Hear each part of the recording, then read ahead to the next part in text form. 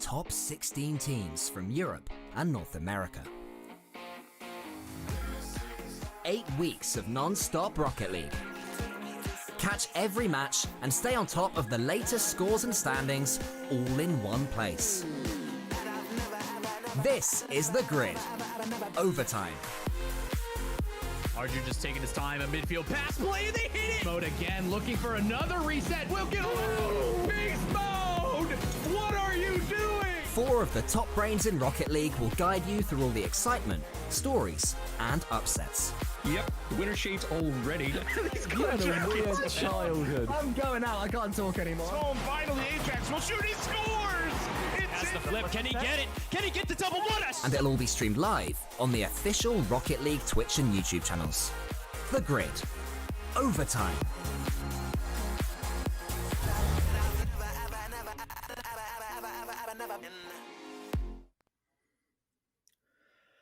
Oh boy, North American Rocket League still exists. Welcome into the Grid Overtime. I'm Stax. That is... who are you again? It's Nose Dude Stacks. Oh, used to be a pro. right, Stacks right, used yes. to commentate my games. My bad, Tyler. No, Taylor, Thomas, Trevor, that's what it is. Sorry, mine's the first to go. I'm kind of hoping you're the second. Welcome into the Grid Overtime. North America back in action. It has been like a month since we've had a grid. I mean, so much has happened. We've seen a couple roster changes, but one thing that stays consistent, Nose Dude, is NRG is still pretty good at Rocket League.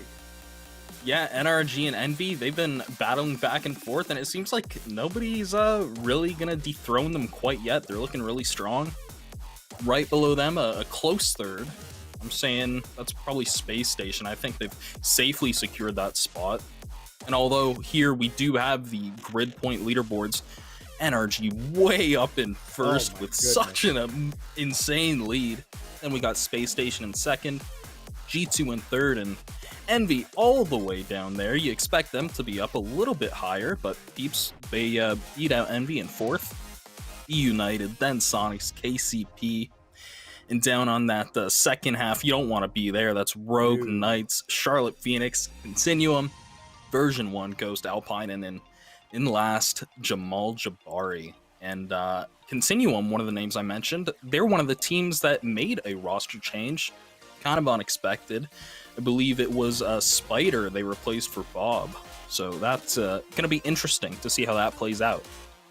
Yeah, here are the groups from last year with the grid. Again, this is the third out of 4 North American grids, and we'll get into what the grid is exactly in a moment. But there you see NRG, they ran the table that week. Space Station did.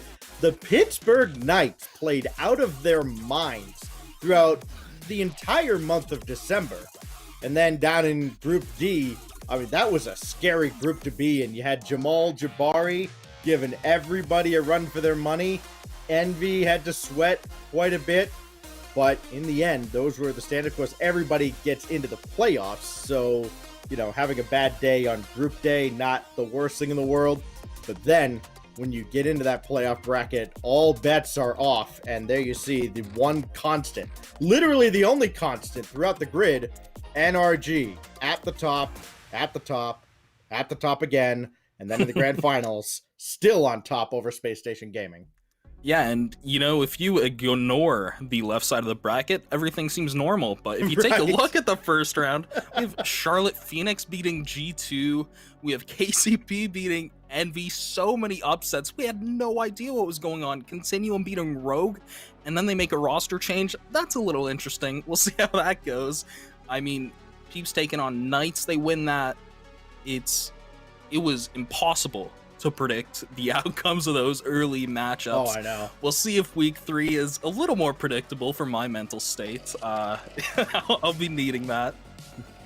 So, you know, what is the grid exactly? I mean, it is this. You have your 16 teams in Europe, as you saw last week, North America this week. We mix them up into groups of 4 teams, and they all stream their own perspective. So, you know, if you get tired of us, understandable. You know, we have a sophisticated level of humor here that maybe not everybody gets. So you can go over to the Alpine stream and catch, I think, F God and Turtle over there. Or to the NRG stream if you just want to see who's going to win the grid this week. And you can watch James and Dazarin. They have Sizz over there with them as well. Rogue with Spaceman HQ. And so many more. All these different channels. And of course, we will feature them all throughout the day. As soon as the games start in about 5 minutes, you're going to see just, you're going to see 8 streams. No, you're going to see 4 streams going on at once in the first round. These are the groups. We'll see groups A and B to start things off. So first hour, we'll see a lot of NRG, Space Station, Rogue. We might see Jamal Jabari all of a sudden play spoiler again. Who knows? Yeah, Group A looking very, very tough. It's not like it has NRG or Envy, but all of these teams can easily upset one another. I think Alpine, they're probably safely in that bottom spot, but we've seen them be very successful against Space Station. I've been mentioning it time and time again. I think Alpine is one of those teams where consistency can often plague them, but if they're playing their game plan and they're doing what they plan to do, they can take series off of any other team in North America. Yeah, I would not want to be in that Group A. That looks super scary. But, for the teams that are in, say, Group C and D, who cares? They don't have to worry about them until tomorrow, when they will inevitably run into them in the playoff bracket, and then they'll run into that buzzsaw that is NRG. I keep mentioning NRG, and it's not because I'm an NRG fanboy. That's Nose Dude's job. That's all. But they have won 23 straight grid series. You have to go back to, I think AXB was still a pro the last time a team beat NRG, and it was version 1. And NRG still won that grid. That was week 8 of the grid in the fall, back when, we had 9 of them. They have won 4 straight grids, 23 straight series. That is insane. Yeah. I mean, and when you consider how, they're not uncontested. There's Envy, there's Rogue, there's Space Station, there's G2. They're not just picking up free wins. They are somehow consistently dominating these grids, and I don't know. I mean, it can end at any time. I'm not going to say this is going to be a free win for NRG. Envy has put them up against the ropes time and time again.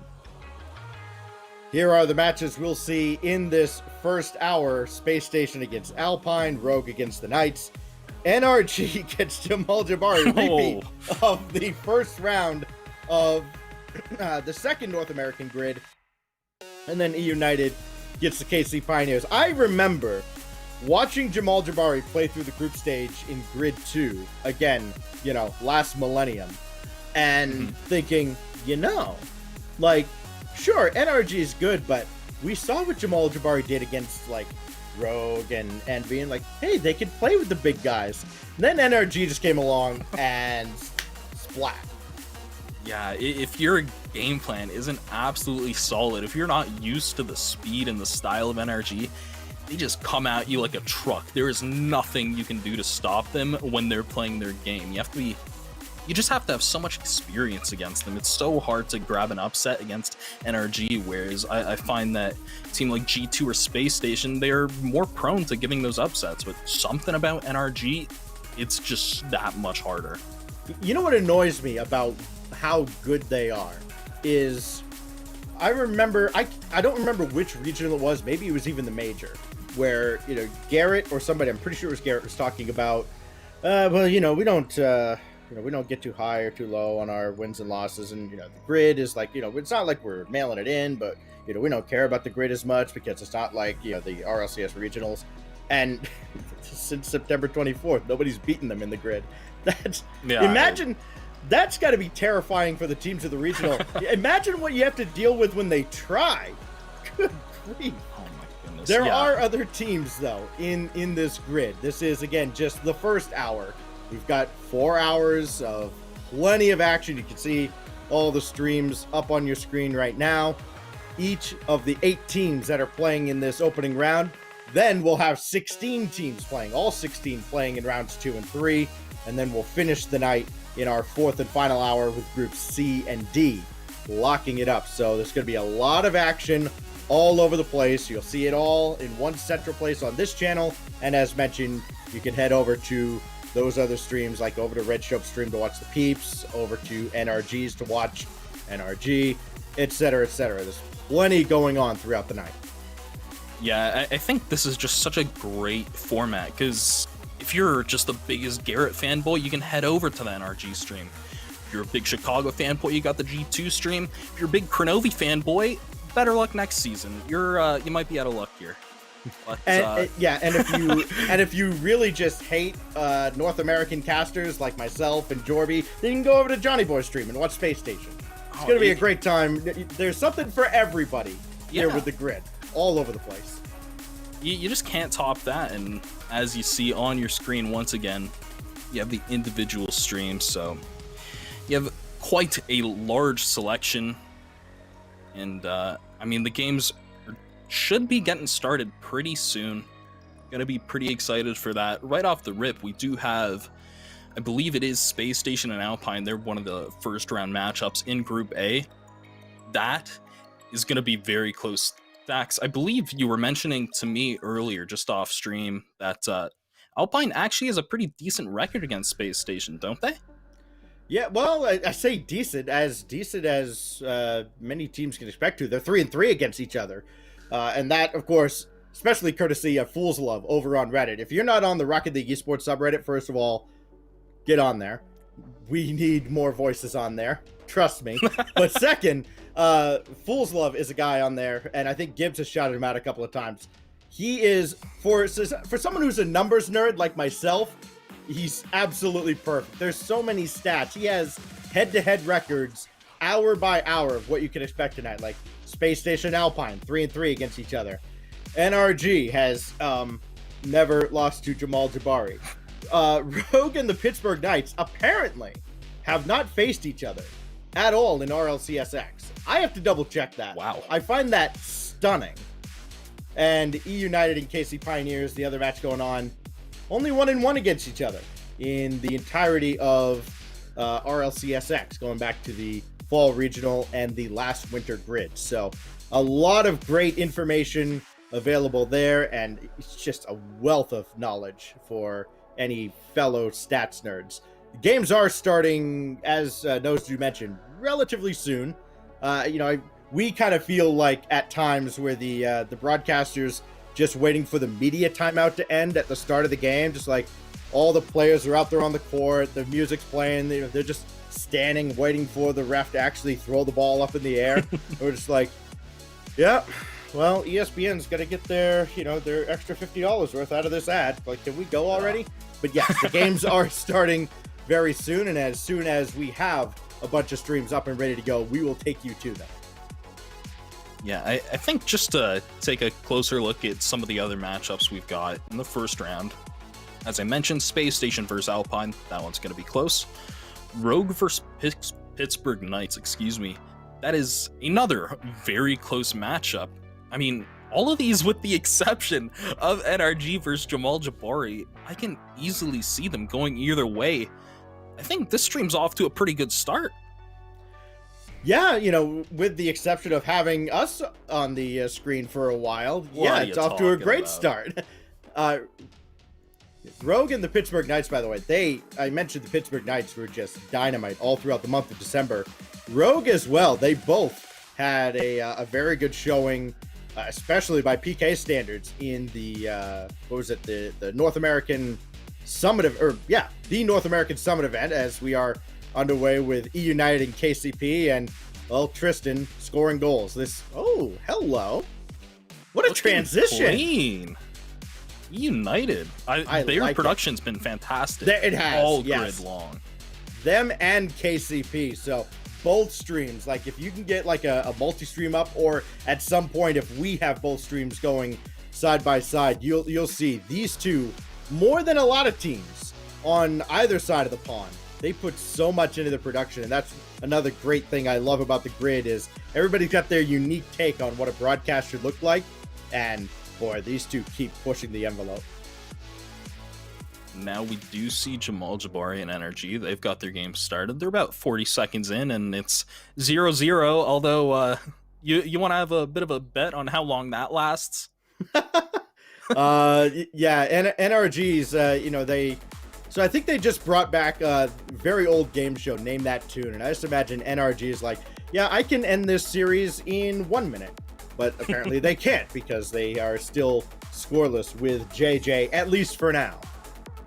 As we're rambling on about how one-sided that NRG game's gonna go, KCP tying it back and getting the lead for themselves with Beast Mode.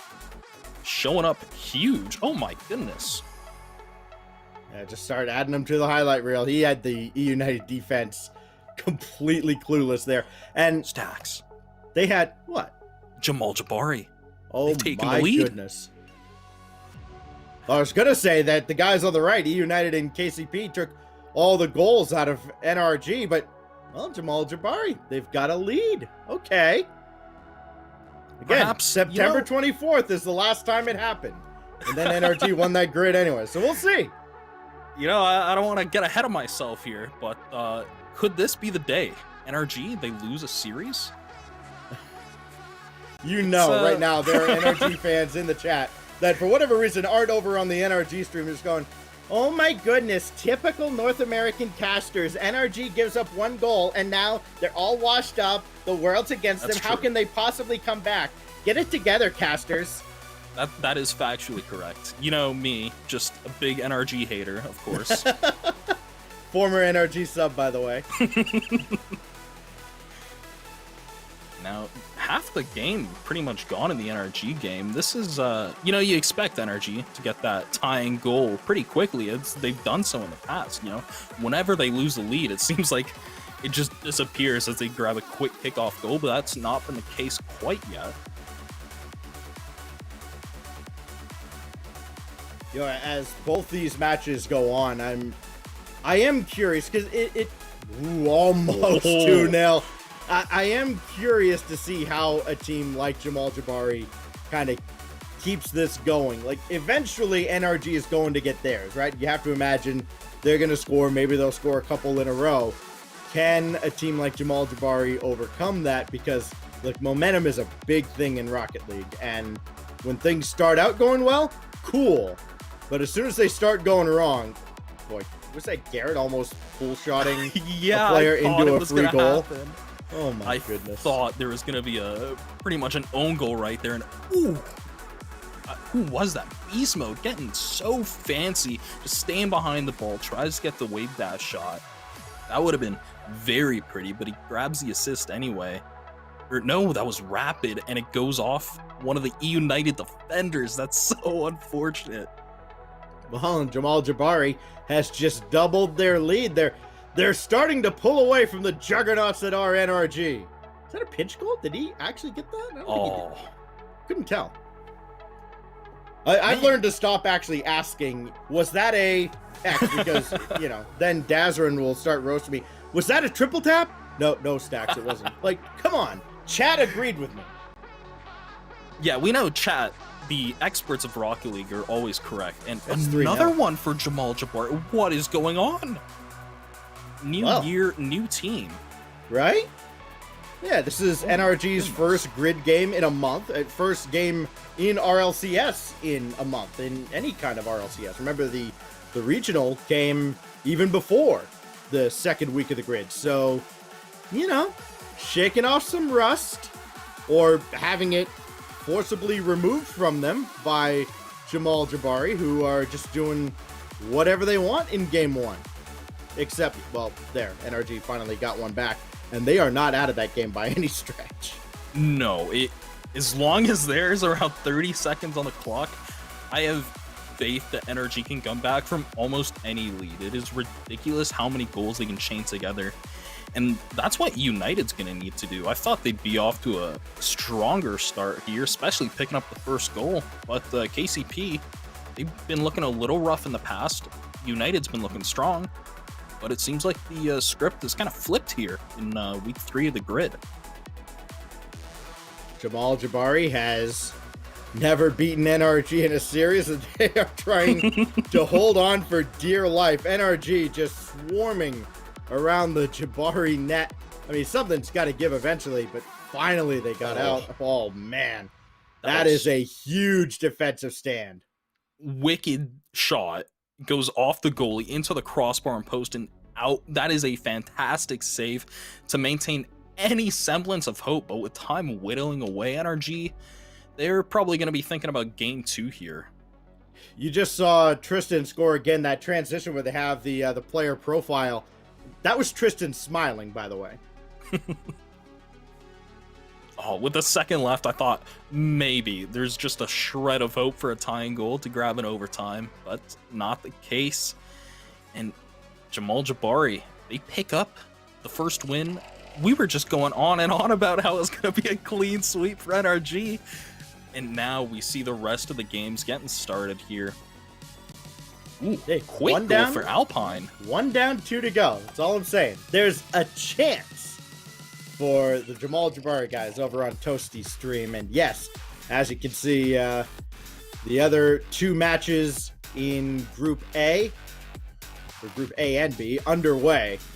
And, well, Rogue up over Pittsburgh Knights. Maybe, I got the sense that the Knights had kind of cooled off near the end of December, as they definitely tailed off at the end of the Summit event.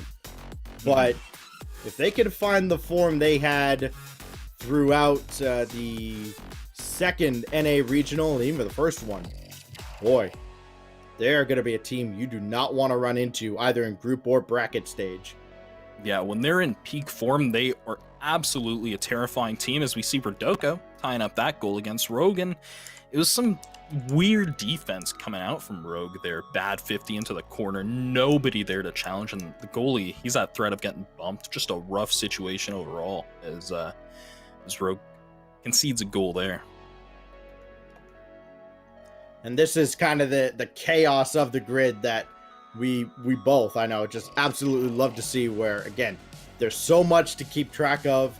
Sure, one game ends and then another one's coming down to the wire. Like, you see First Killer scoring for Rogue, and that game's going to go right down to the wire. And as soon as that one ends, then the Alpine Space Station matchup's going to go right down to the end.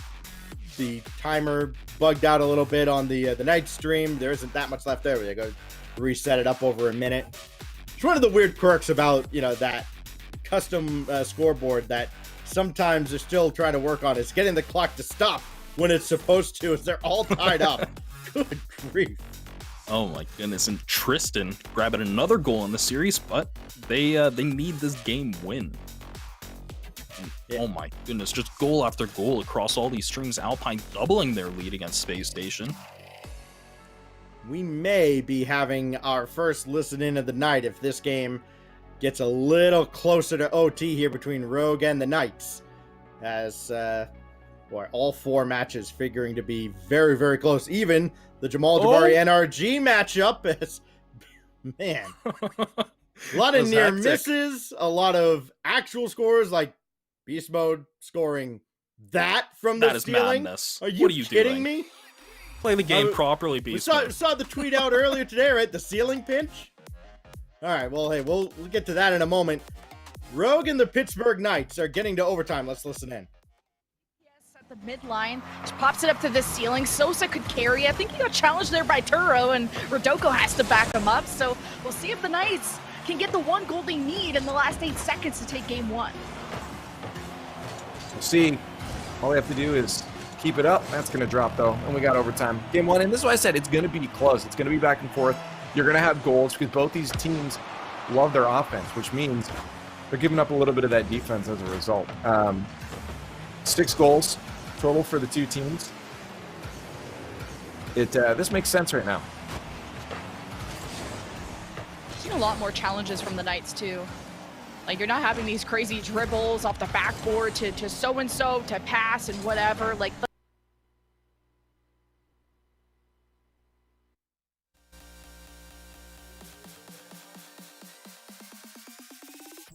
All right, so that little problem there with the night stream, but you can still see down in the lower left corner, that's still in overtime.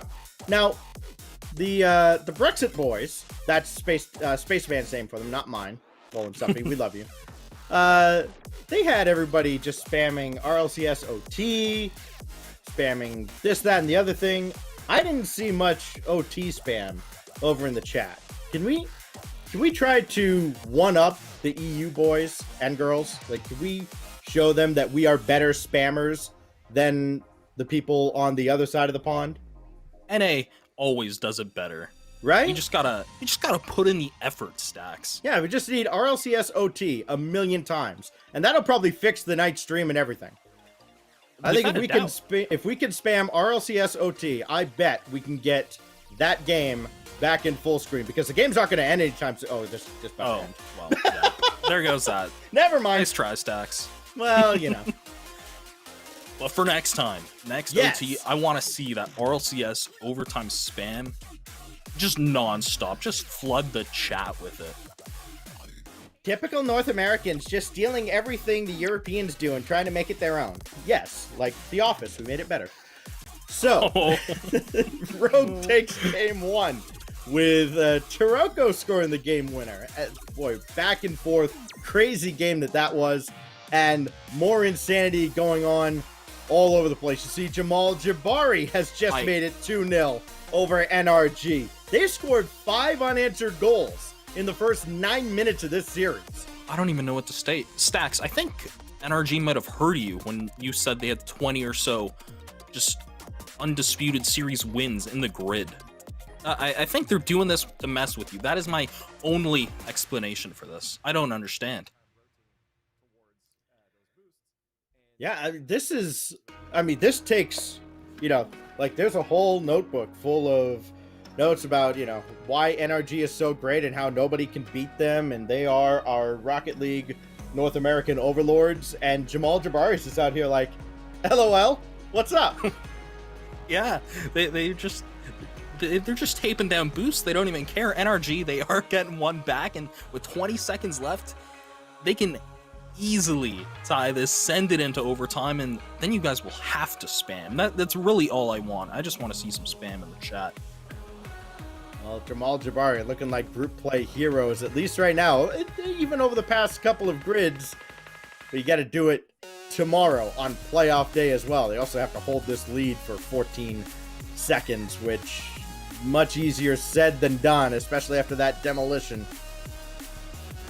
But it looks like they're going to hang on as they finally get the ball going back the right way for them. One last chance for NRG. Ain't no way. Oh! Ain't no way. He's there. Okay. Oh. Okay. That's a big challenge. If that got by Krasix, I was really going to start worrying. Surely not. No way. Okay, there we go. Okay. Wait. No? What is happening, Stacks? It's London all over again. Spike it! There you go. All right. It's not Rocket League. It was not. And it was not RLCS OT, but that's fine. Jamal Jabari, 1 win away from doing something that hasn't happened since Patriots fans thought they actually had a chance this season. Good grief. So, Daz and James looking quite deflated. Never mind, they're having a laugh. What's going Right? on there? Be more sad, you're down by 2. You know what? They're probably playing on their little Rust server while the game's going on. They probably didn't pay a lick of attention to the actual game itself. They're just trying to cope right now. Right.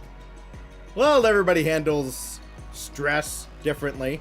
How about the shootout going on between KCP and E United that almost just got tied up with 20 seconds left? That would have been insane. Now, I believe it is KCP up by 1 in that series, and they have the lead here to maybe double that lead. United, they're going to have to get something done quick, but it doesn't look like that's going to be the case here. Well, the ball at least went upwards, but nobody underneath.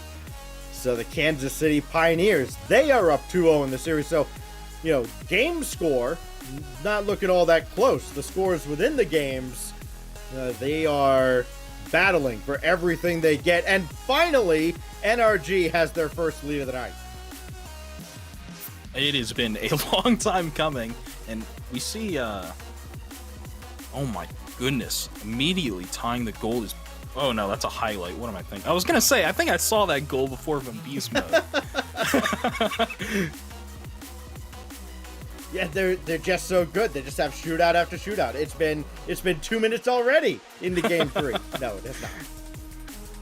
Boy, but how often do you see? I mean, you remember back to the old days of the RLCS. You wouldn't necessarily see this on the main broadcast with all these highlights. I mean, the first couple of seasons, it was very basic stuff, and now it's just, oh yeah, we have a highlights package, like we have replay ops, we have everything on each individual grid broadcast. It is so great. Yeah, the production is absolutely outstanding. I love to see everyone just kind of take their stream and do it as best as they can. Later on in the night, we'll see G2's brand of best with their Comic Sans font, and oh my goodness, the goals coming back to back to back from Rogue. Their previous one was just a fantastic pass. Here, beautiful solo play by First Killer to just beat everyone in the field. You know, Nosud, we constantly talk about the production of all these different grid streams. You know who we never shout out? We never actually shout out the people producing this show. Like, that's we're because just always, they call us names. Well, yeah, that's true. Like, we always talk about, oh, KCP, their stream is so great. NRG is so awesome. And then just, like, I mean, we've got two guys running the... It really is a two-man show behind the scenes here with Furtive and Pythian. And let me tell you, some things catch on fire, and they just scramble to put out those fires. It is a miracle that we actually get through a 4-hour show like this and actually have the stream up the whole time. I almost saw some ridiculous double tap coming out in that United KCP game. That would have been an absolutely insane way to start the third game. And now United, they're on match point. I was thinking this United KCP series was going to be pretty close, maybe in Game 5 territory. Doesn't seem to be the case, though. You know, we constantly joke about, casters just loving the sound of their own voice and, oh my goodness, more Talkit League, like, show the game. And here we are looking at a 1-0 series between Alpine and Space Station, and there is no gameplay going on. I'm sure there's probably some technical delay right now. Johnny's just got Liquipedia up, just like... Yeah, so, here are a bunch of teams that are playing today, and here's all the teams, and I cannot do Johnny Boy. Is that your? So I'm not even gonna keep trying. I don't know what accent that was. What was that? I think it's just a generic European thing. Yeah, you just combined all the countries into one accent. I guess. It's kind of like how just like all Canadians is, they don't know what they're talking about, eh? Yeah, I don't know, Stacks. Maybe stick to casting instead of doing probably. Accents as your career. I don't know. Stick to casting might not even be a good option depending on who you ask. And now we do see that Alpine Space Station game getting started. Alpine, they are up 1-0, and they're in game 2, almost a second. Oh my goodness, what a laser of a shot to the far post. Yeah, so they are back underway between Space Station and Alpine. I mean, must have been some kind of disconnect if they restarted, it looks like, at about the midway point. Rogue blowing out the Pittsburgh Knights, so maybe the Knights have indeed come back down to earth. Eventually they'll let that ball touch down. NRG looking like NRG again, and yeah, that ball stayed out. Looking down at the bottom right between United and the Pioneers, I thought I saw a ball go bar down inward towards the net, and it must have like clipped a car on the goal line because it just shot out of there like it was shot out of a cannon. What a touch here to the backboard. Double touch. Oh my goodness, the save from Ajax. That was such a beautiful looking string of touches on offense by KCP. Just knocked aside though. I'm seeing a distinct lack of overtime. We've only had one game go to OT, and I think it's because we're not spamming RLCS OT enough. That might be the case, Stacks. That is my working theory, and I think there's only one way to test that theory, and that's to actually get an RLCS OT spam going so that Space Station can tie this game. And I know I can get Space Station fans in this chat to spam something to help out their favorite team. So let's just get the RLCS OT spam. Arsenal's about to score. I don't even know if that's Arsenal. It is Arsenal. Look at that. It is backflip. But he didn't score, He didn't so I have it. just jinxed him. If he had the flip reset there, he might have had something more. But it seems like Reddles is going to try. Knocked aside. Just seems like they're stuck in the corner. Space Station, they're getting their touches, but nothing all that threatening coming out quite yet. Big pass, though. Look at that. Oh my goodness. I glanced over. I saw the RLCS OT spam. Not many of the emotes, but that's fine. And it's the thought that counts. Nobody has the emotes. Come on, guys. You can unlock those with channel points, by the way. Here, let me show you how that's done. Can I do that? Choose an emote. It's 920 points. This is easy. Where is it? Yeah, where is this? Right side of your screen, you go down, look where you gotta type. There's a little icon there for your channel points. Just click on that. You can unlock an emote, and you unlock the RLCS OT emote, and you spam that however much you want, preferably for overtimes. But you know, if you're got a bit of an itchy finger, you gotta spam something. Just do the RLCS OT emote. There we go. So easy. Yeah, I mean, if I can do it with as just tech illiterate as I am, Stacks is ancient. Yeah, anybody can do it. Like, you know, I look at the keyboard when I type. Like, just picturing you doing that brings a tear to my eye. it's like an old lady at a typewriter. Just. So where are we at here? KCP has closed out the series with E United. So there's one series down. Rogue and Alpine both one win away from doing the same. They're both in scoreless battles very early on in Game 3. Remember, Alpine and Space Station had a little bit of a delay. They were slow getting started and they had to reset a game at some point. And, well, NRG has taken one over Jamal Jabari. So that's the only game so far that we know is going to Game 4, as it has just started. Very astute observation, Stacks. I know, thank you, Stacks. I don't know, Stacks, sometimes you get talking, I just gotta tune you out and look at the game. You and 20,000 other people, my friend. Now, Alpine, they've been on defense for quite a bit of this game, but some insanely clutch saves coming out. Off the crossbar, he can't get the shot. Reddles just trying to keep on the offense. This has been the story of Game 3 since the start. Just the shot just wide for Space Station. The save just there in time. It has been ridiculous. Again, look at it. No matter how close they get, still absolutely nothing going through on any of these streams now. It's just been save after save. Rogue holding on to a lead. Boy, they love to expand it though, because when that Knights team starts scoring, they score in bunches. Oh, there it is. Oh my, out of nowhere. Look at this on the top left. Oh, he just sees you as Jordan beat and with no hesitation. Defense had no idea he was there. Defense That's just had great no positioning. Clue. Yep. Like, you just know from experience, Jordan, he's in net. He can't even see Reddles. He's coming from the blind spot. And Reddles, knowing that, without a shred of hesitation, as soon as he spots that opening, he dives in there and just places that so quickly into the top left.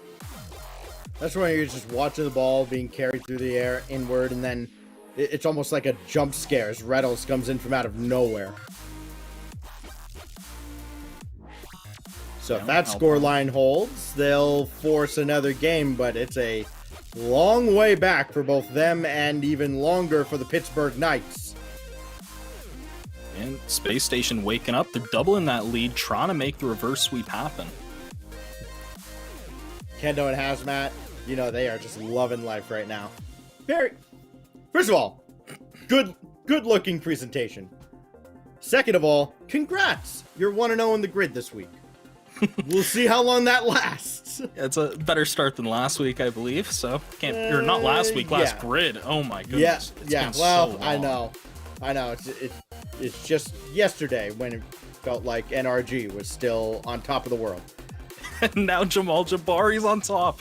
And they get another goal. Now, is NRG still the... Because, I mean, they haven't lost a series in forever. Are they still the unofficial world champ? I got to go to Liquipedia and find that. No, Envy is. Okay. So never mind. So Jamal Jabari is not going to take the unofficial world championship if they happen to win this series. But we'll be sending a message. They do have a lead. And it's a 2-goal lead. I don't know how they're doing it. I was just glancing at the Rogue Pittsburgh game. It's getting very close. 3-2 Rogue is up, and they're up by 2 in the series. So, you know, just a minute and a half to go. They're hoping to close this out. But I imagine Pittsburgh Knights, if any team can force this into overtime, I think they have a pretty good chance here. They've been looking very strong not recently. It's been a while. They've showed signs of being very strong. However, recently, Pittsburgh Knights, they haven't looked their absolute best. Oh, there was nobody up on the backboard. That's ridiculous. I feel so bad for ZPS. He's sitting there going, oh, this might actually come down to me. And it's just the weakest of touches that push the ball away from him. I mean, the Rogue defense is scrambling, and they barely held on. Oh, boy. That's not good. Oh. There's really nothing more frustrating as a player than seeing an insane chance on offense and thinking a defender's going to be there, so you wait, you play it patient, you try and play the defender's touch, and it just seems like the defense doesn't exist, so you're left out of position. That's almost what happened there with ZPS, and now bad bounce for the Knights, popping over the last defenders. Oh my goodness, Turanturo just taking advantage of that lapse in defense there. That's rough for the Knights. That series is over. Yeah. So, Rogue. And series top right might be over as well. There's less than a minute to go. And Jamal Jabari, Krazix, LJ, and Toasty are about to beat NRG in 4 games. What is happening? I don't understand. This feels like an astronauts tournament right now. Oh my goodness, those Astro tournaments, it seems like you just can't predict anything, and that's been the case for these last 2 events of the grid. Well, coming down to the end here, let's see. Can Jamal Jabari hold on? Energy to try and bring it back.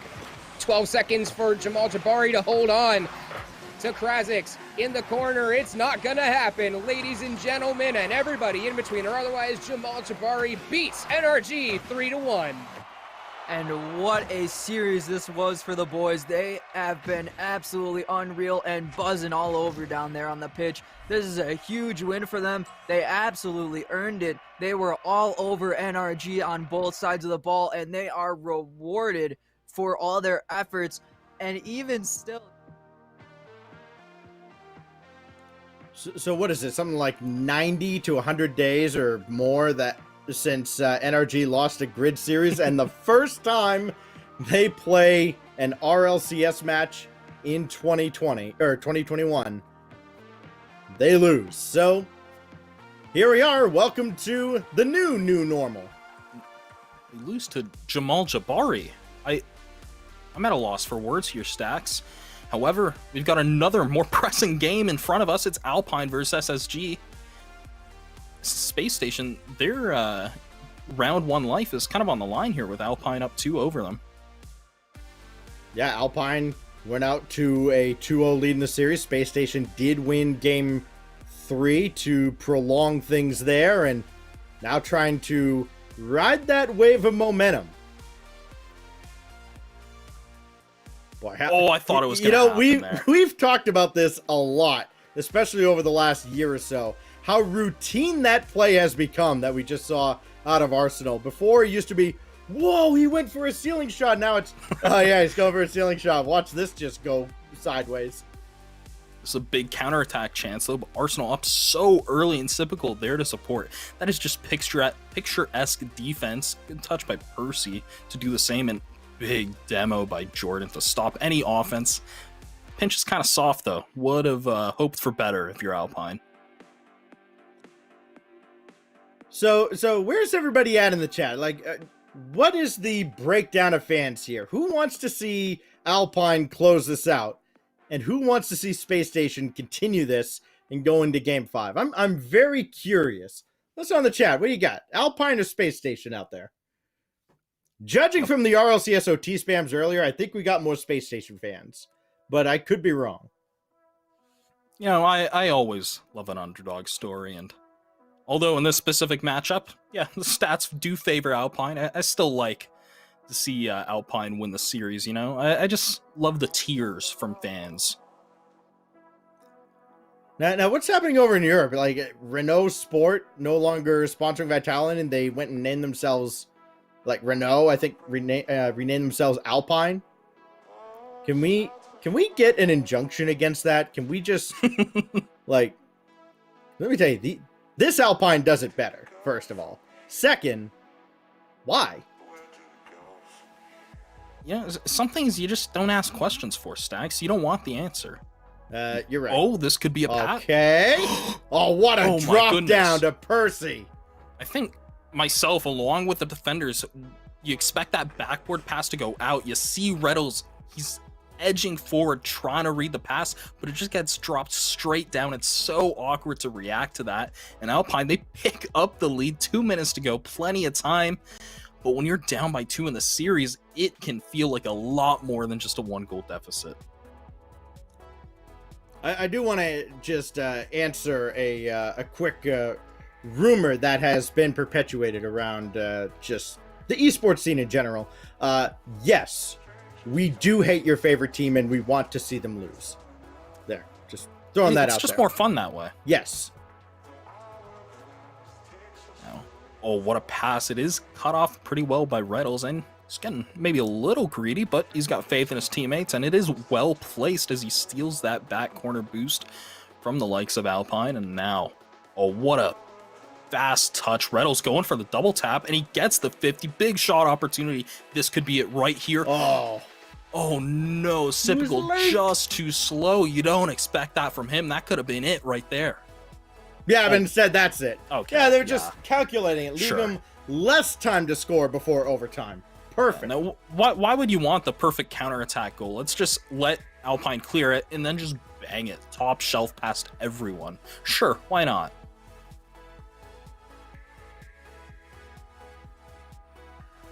Well, let's listen into this. This one. Honestly, I thought it was just going to be a smooth transition there, and then there's no audio from Johnny. So let's listen in to the actual dude with the nose, Johnny Boy and Space Station. Swampy, thanks for the 19-month tier 1. Welcome back to the channel, my friend. Arsenal, not sure what to do with that, so he leaves it for Statistical. Magic Bear works the ball out of defense for Alpine just briefly, and now another look as Percy and Magic Bear set up a backboard passing play. It's denied by SSG's Rettles. Arsenal's going to follow him up. This is a pretty tense one. Space Station had 7 or 8 minutes all throughout Game 3 and for most of the start of Game number 4 that they were dominating. They were really swarming and swamping Alpine. But Alpine have pulled this back. They've started to level out the pressure game. Now it's just a matter of who's going to be the more clutch team.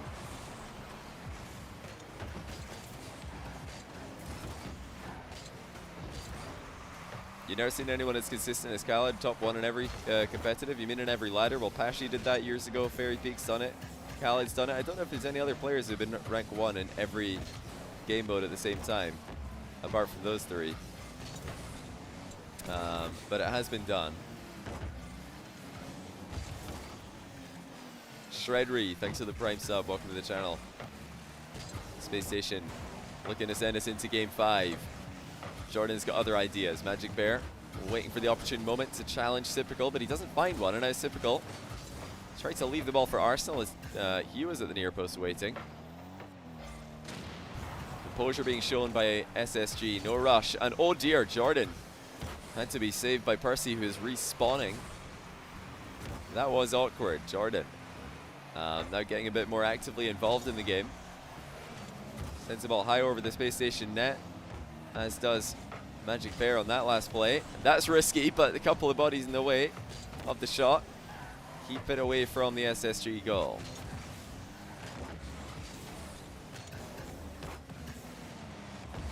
I feel like Squishy has to have done that in his golden age of Cloud9. Dude really wanted to be the king of 1v1.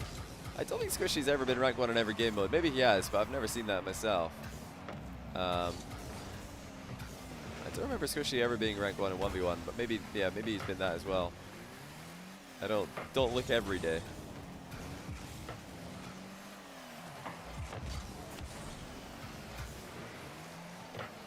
Dapper have been. Yeah, maybe Dapper was ranked 1 in all the game modes back in the day. I feel like that's more likely because Dapper used to be ranked 1 in 1v1 a lot. Rank 1 and 1v1 can sometimes stay the same for a long time, whereas in 3v3 it changes every day, and 2v2 it can very often change as well. But in ones, the players who are at the very top win a far higher percentage of their matches than anyone who's at the top of 2s or 3s. You know, like the guys who take rank 1 and 1s, like very often they win, you know, 50 games in a row or something silly like this. So a lot harder to catch up to them when they get that insane streak going. I think somebody recently told me Khaled was in something like a 61 game win streak. I don't know if that's true. I didn't fact check it, but did anyone in chat confirm? Did he win 61 1v1 games in a row? Surely not. Surely not even Khaled can pull that kind of feat off. But, you know, talking of players who like to be ranked 1 in leaderboards, look no further than Statistical and Arsenal in 2v2. For a while it was just the two of them. Rettles is very often top 10 2s player as well. That's what they're all about, SSG. 2s ranked for the mechanics, and 3 scrims for the strategy, for the comms. A lot of people ask, why don't pro players play more 3s ranked? And the reason is because ranked 3s isn't really anything like professional 3s. It doesn't play the same way. Players are a lot more prone to taking risks. And in order to counter players taking risks, you also need to you know, take risks. You need to assume that they're going to do silly things and rush the ball in silly positions, which kind of gets you in a bad mindset when you go back to competitive, where you shouldn't really be assuming that, because the top teams are a lot smarter and they play a lot safer. In general, obviously there are exceptions to that rule. Yeah, that's why 2v2 is usually the mechanical grind for pros, because they can play it without really giving themselves bad habits for 3s. Same thing for 1v1. 1v1's a great thing to grind for mechanics because you don't really change the way that you play 3s. When you play 1s, you're just in 1s mode. As soon as you go back to competitive 3s, you're able to switch gear. Just play in that mode instead. Oh, another long shot from Arsenal. And it's off the post, but Alpine have got to be careful. That's about the 3rd long shot that they've allowed to go through today. Even in this game, I would say, against SSG. And that's all about discipline as 3rd man. You can't push up when there's a 50-50 or a potential long shot, a hard clear about to come at you. You need to try and intercept that. 3rd man's job is pretty much always to think about how to deny the other team whatever it is they're trying to do. Now, when that comes to, you know, the other team trying to make a save or make it clear, that's when 3rd man can really move in and play for the interception. We are approaching 5 minutes of overtime. What a series this is turning out to be. We're not going to have a lot of time to go back and watch the potential pinch goal. Oh my days, what a save by Magic there. That's a pretty sick reaction. I mean, can you even call it a reaction? He has to have just read this. But here come SSG again. 1-2 passing play from Rettles and Arsenal. That's also saved. Alpine's defense has rarely looked this consistent. Quite a jumpy team in the past. Quite a team who are prone to panicking. Space Station have been looking to punish moments like this, but now Alpine are putting up more of a defensive wall than I've ever seen from them before.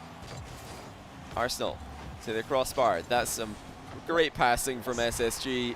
And how selfless of Arsenal to play for the pass here. The shot was definitely on, but you can see at the last second there, he leans down underneath the ball, pops it into the bar, And that just brings in the third man while catching the goalkeeper jumping. Great, that's the series. Oh, wait, it's not over. There's still more to come between Alpine and Space Station. Here we are trying to, I mean, it's every TO's worst nightmare, right, Nose Dude? We're just like, all right, we got an hour between round start times. Everything's going to be on time. There's going to be a perfectly run event. There will be no problems whatsoever. And then Alpine and Space Station decide to play an overtime or two and go the distance on top of it. And you know this fifth game is also going to overtime. Yeah, I don't know what Alpine's thinking, playing defense like that and just saving every shot imaginable. It's a little disrespectful to us, the production team, the casters. You know, we have breaks to meet, you know? Preach. It's ridiculous. Preach it. 21 shots to 7. That is absurd. Space Station. We saw 7 saves out of Percy. I'm pretty sure 3 or 4 of them were just, he happened to be driving somewhere and the ball hit him on its way towards the net. It was just, I mean, the shots were insane out of Space Station, and that it took them that long to score is absolutely mind-blowing. But you know what this also does, Nose Dude, is it gives us a little bit of a mulligan. You know, we sent to that overtime before. It wasn't pretty. I wonder, maybe you can do it better. All right. Game 5, Alpine vs. Space Station, round 1 of the grid, week 3. Let's get started. Solid. Cold, and they don't always have the best performances early on in the grid. You know, kind of a recurring trend for a lot of the top teams. It's harder for them to, you know, come into an event which for them is quite low on the pecking order and focus just as they would in a regional or a major event. Johnny, are you following a team or just streaming what you want? I am following Space Station Gaming and having a great time watching their battle with Alpine tonight. That really should have been cleared though. Looks like Arsenal was out of boost. Was he? Yeah, Arsenal. Actually, no, he did have boost. What on earth was going on there? It looks like Arsenal had boost. Yeah, managed to switch on to him in the replay. And I'm very surprised that no one on Space Station was able to stop that relatively simple backboard pass, and now shot goes wide. It's all going wrong for Space Station in Game 5 so far. Luckily for them, they've got a long way to go.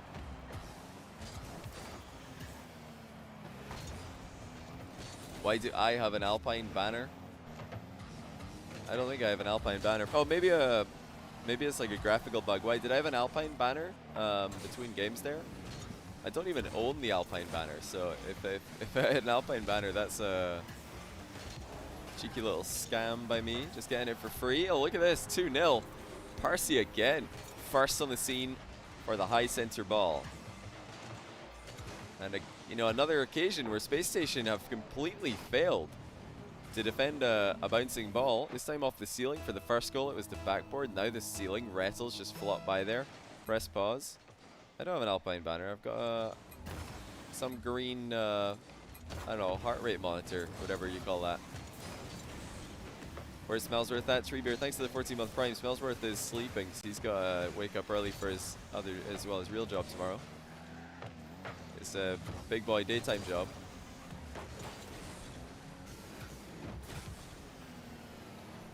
Well, look at this though. Saving the best till last. Alpine haven't had to do a lot of defending in this game. And even if they did, I would be pretty confident that they're going to do it well, because defense has been something that they have really excelled at today, outside of a few rogue runs by third men. What's his daytime job? Smellsworth daytime job is the COO of Pandascore. I think he's got that in his Twitter bio, if I'm not mistaken.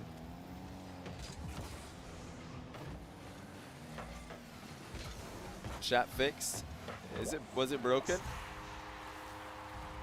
I'll tell you what's broken is, yeah, exactly as Verge pointed out. Boost is hidden. Hold on. Let me take this moment while Statistical styling on Alpine to try and fix that. Where is the boost? Hold on. Let's go. Okay, there we go. Is it working in Director though? think it is. Okay, there we go. I think I fixed it. Yeah, guys, if chat isn't working, you know, just give it a refresh every minute or so. Sometimes it takes a bit of time to come back on. I can see all of your guys' chat, but if anyone's chat is broken, sorry about that. Not a lot I can do, unfortunately. Couple of minutes now for SSG to look for the equalizer. It's great coverage by Jordan in defense. Do they have anyone at the back post now? Arsenal will make sure they don't. Typical shot goes in uncontested. And that was definitely going to get saved. It looks like Magic Bear had it covered without any difficulty. Fantastic positioning by Arsenal. Decision making on point. Once again, it is him who's clutched it up for SSG. He had the assist in overtime in the last game. And he had an off the ball assist, an uncredited assist, to equalize in game 5. Alpine lose their 2-goal lead. Yeah, looks like the chat issue may just be a Twitch thing. Sorry about that, guys. Hopefully it'll come back as soon as possible. Don't worry though, I'm sure all of the chat messages that you guys are sending are extremely funny. I'm sure you're all comedians. And I don't think any less of you just because you're not providing me with good jokes to steal tonight. Trust me. Oh! What a goal by SSG. That is a disgusting pass by Typical. Absolutely disgusting. Look at that.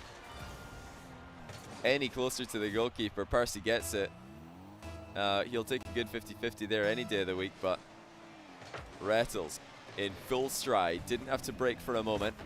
That's how you know the pass was hit to absolute perfection. Pi8U, thanks for the 14-month prime.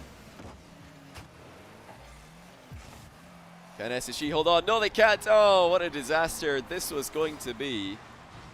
Tilly, wait, a hat, baby. Hat trick. What? There it is. What? Hat trick for Percy. And this is why Percy is obviously the superior player, because he got the hat trick first. I think that's the only thing we can take away so far from Game 5. But in all seriousness, lots of fantastic striking. And we have been setting Percy up. It's not just him doing all the hard lifting. Sure, he's striking fantastic right now. You know, I would say the best in the field in terms of that first man forward. But it's all about the setups, baby, and we've definitely got those unlocked. Pretty frequently. This is what I want to see. I want to see us get out of this side of the field and like Magic Bear's gonna lead the way. It's Typical just parked. Are you serious? Just wait. Oh no. Well, you can see Typical trying to go for a dunk there, conserving most of his boots to maybe force a better 50. SSG playing a bit more passive. This is their Game 5 strategy. Normally they won't be incredibly aggressive with the solo plays, but they'll wait for Arsenal or Rettles to go in for a bump, while Typical does exactly this. Take the ball into the air, try to go for some fancy flip reset, and wait for his teammates to do all the dirty work. We might see another overtime here. Oh man. Arsenal gonna carry it. Percy punches it. And just like that. Another face-off, 3-all. Game 5. This one. We just got out of an overtime. We just got out of an overtime. We're back in Game 5. That is the worst challenge, but Percy is going to make up for it by getting back just in time. I was a bit worried. That one forces out into the midfield. Rettles finishing it off. Game 5. We almost got the sweep. F-Dot, I'm a little bit sad right now. Yeah. I'm going to blame you. Yeah, the reverse sweeps are always the least easy to deal with, I think. But yeah. All right, you know, it happened. You even talked about this in our little break when we were having a little conversation. You said, you know what, Space Station Gaming, if they start getting momentum, it's over. And I think that we talked about caster curse, excuse me, at the beginning. I think this is your fault. Just gonna throw that out there. No, it was backstage. Doesn't count.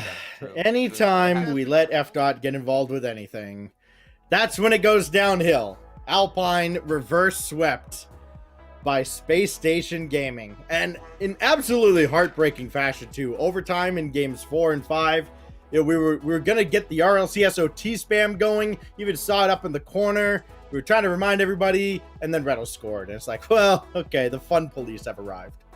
Yeah, and I really thought Alpine, they were looking so dominant. I thought they were going to take that. Even in the game they lost, when they were making insane save after insane save, they were looking really, really strong. They had their chances. And then Space Station, they just managed to pull off the reverse sweep in their first series of the grid week 3. Alpine lost the most Alpine game ever to lose the most Alpine series ever. It was just everything about that series was so Alpine Esports. And they come up short against Space Station Gaming. And I feel bad about the rest of their night because they still have Rogue and the Pittsburgh Knights to contend with.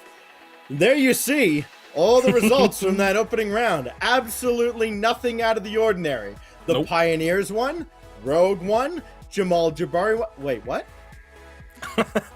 Yeah, in the middle of that Alpine Space Station series, with the ridiculous overtime, I almost forgot about Jamal Jabari. Right? Upsetting NRG? How? It hasn't happened since, what, September 24th. NRG losing a series in the grid. So all the stuff I had in this book about grid history and NRG's results and how great they are and we love NRG. Nope, nothing.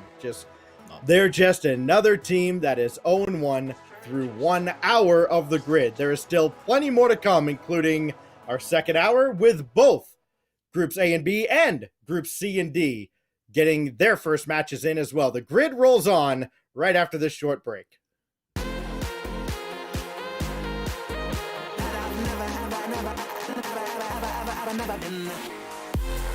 Okay, somebody clip this. Can we get a clip? Oh my goodness, what a save! But sliding it right on in. Are you kidding me, Rodoko? Oh my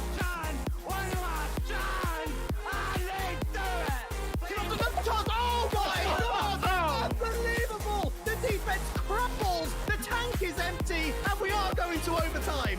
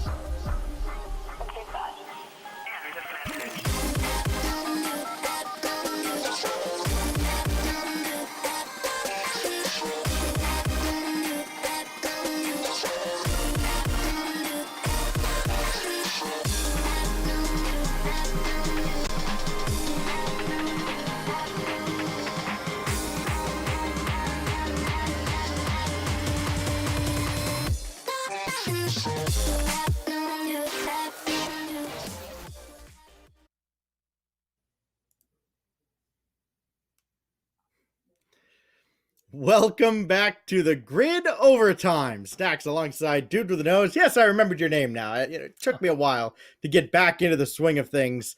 We had quite the first hour. A reverse sweep from Space Station Gaming. Jamal Jabari handing NRG its first grid loss in 24 series.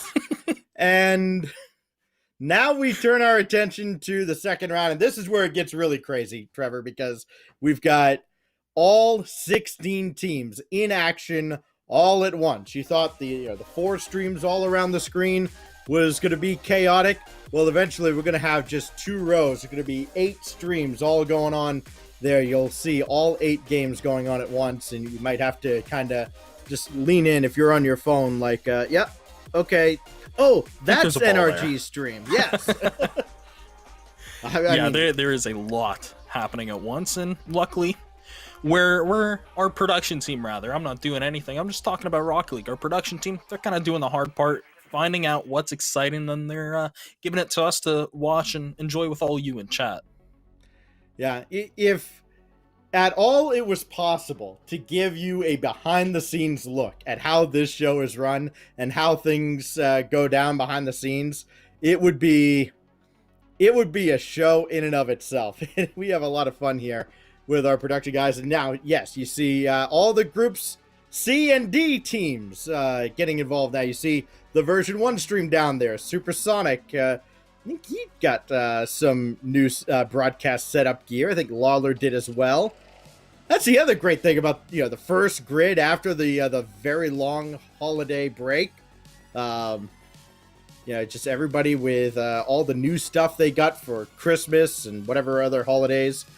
That is a unique stream up there with Team Envy. Oh yeah, that's kind of fancy. I like that. That is interesting. I'm trying to parse just what's going. Is that just one of their Predator laptop? No, it's not a laptop. Is that I think it's chair? just a tower. I'm wondering if it's like a chair that's just looking at the projector and then the other screen off to the side.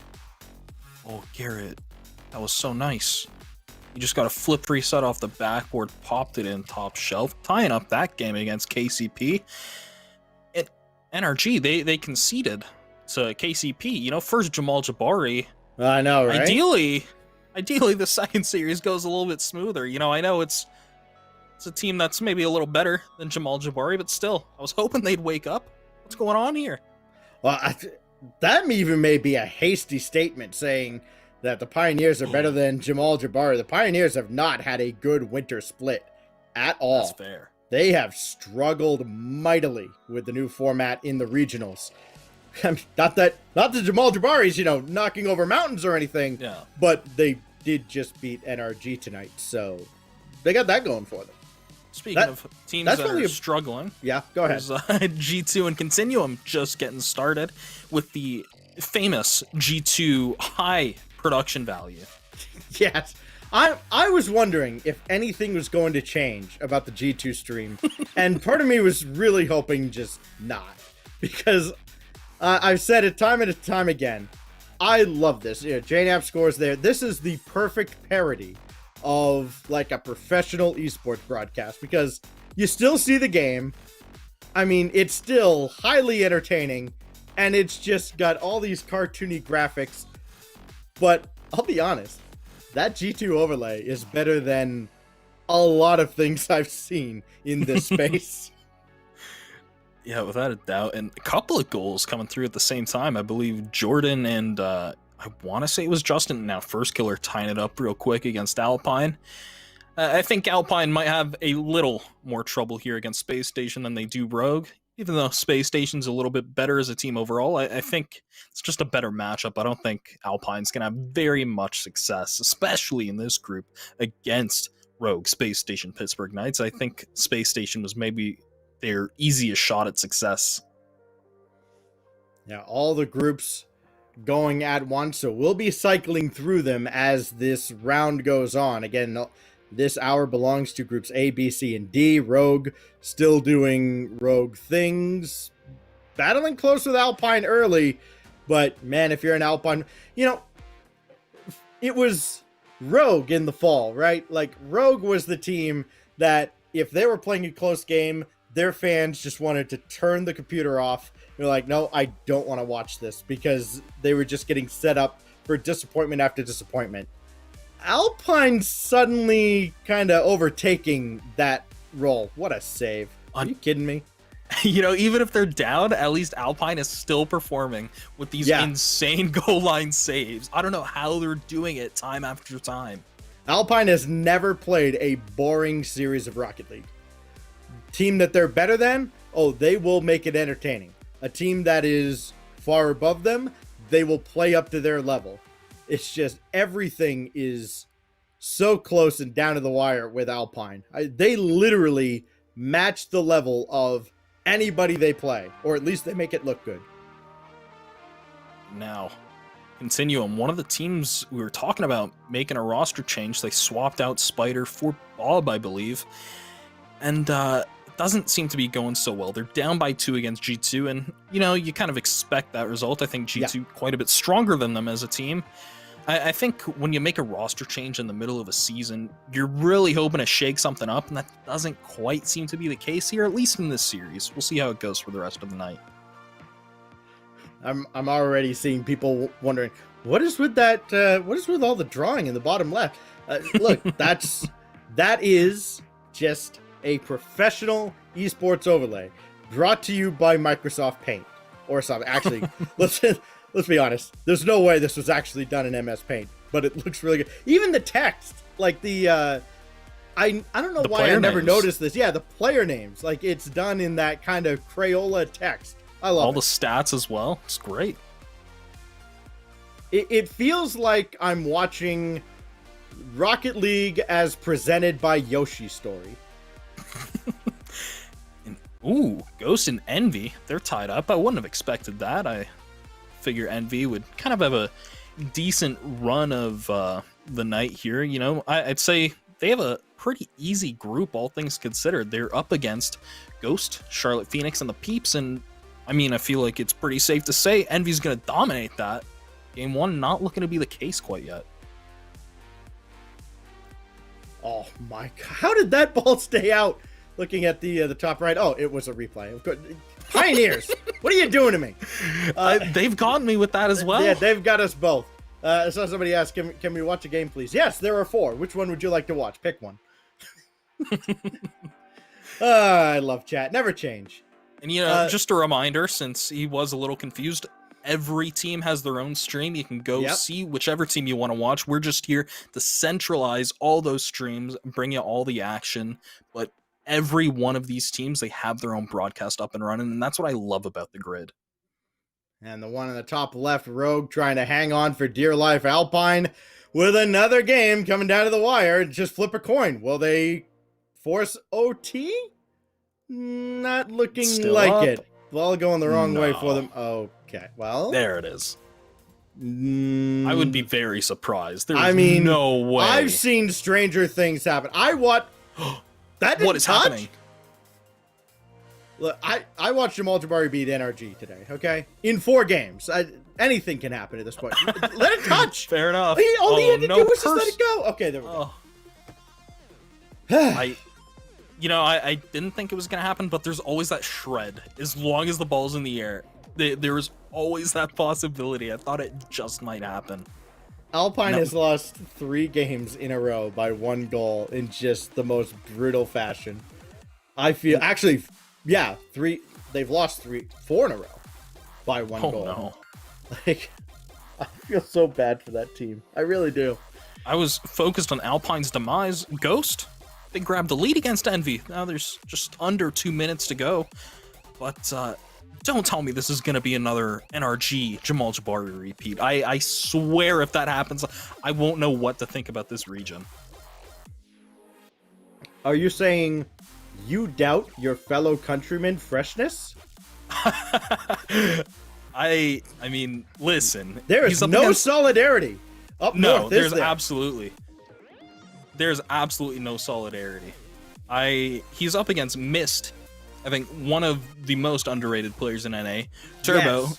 maybe the most hyped player in the world, and Atomic, who's just a speedy little child who can somehow beat you to any ball he should not be going for. I don't know how he does it.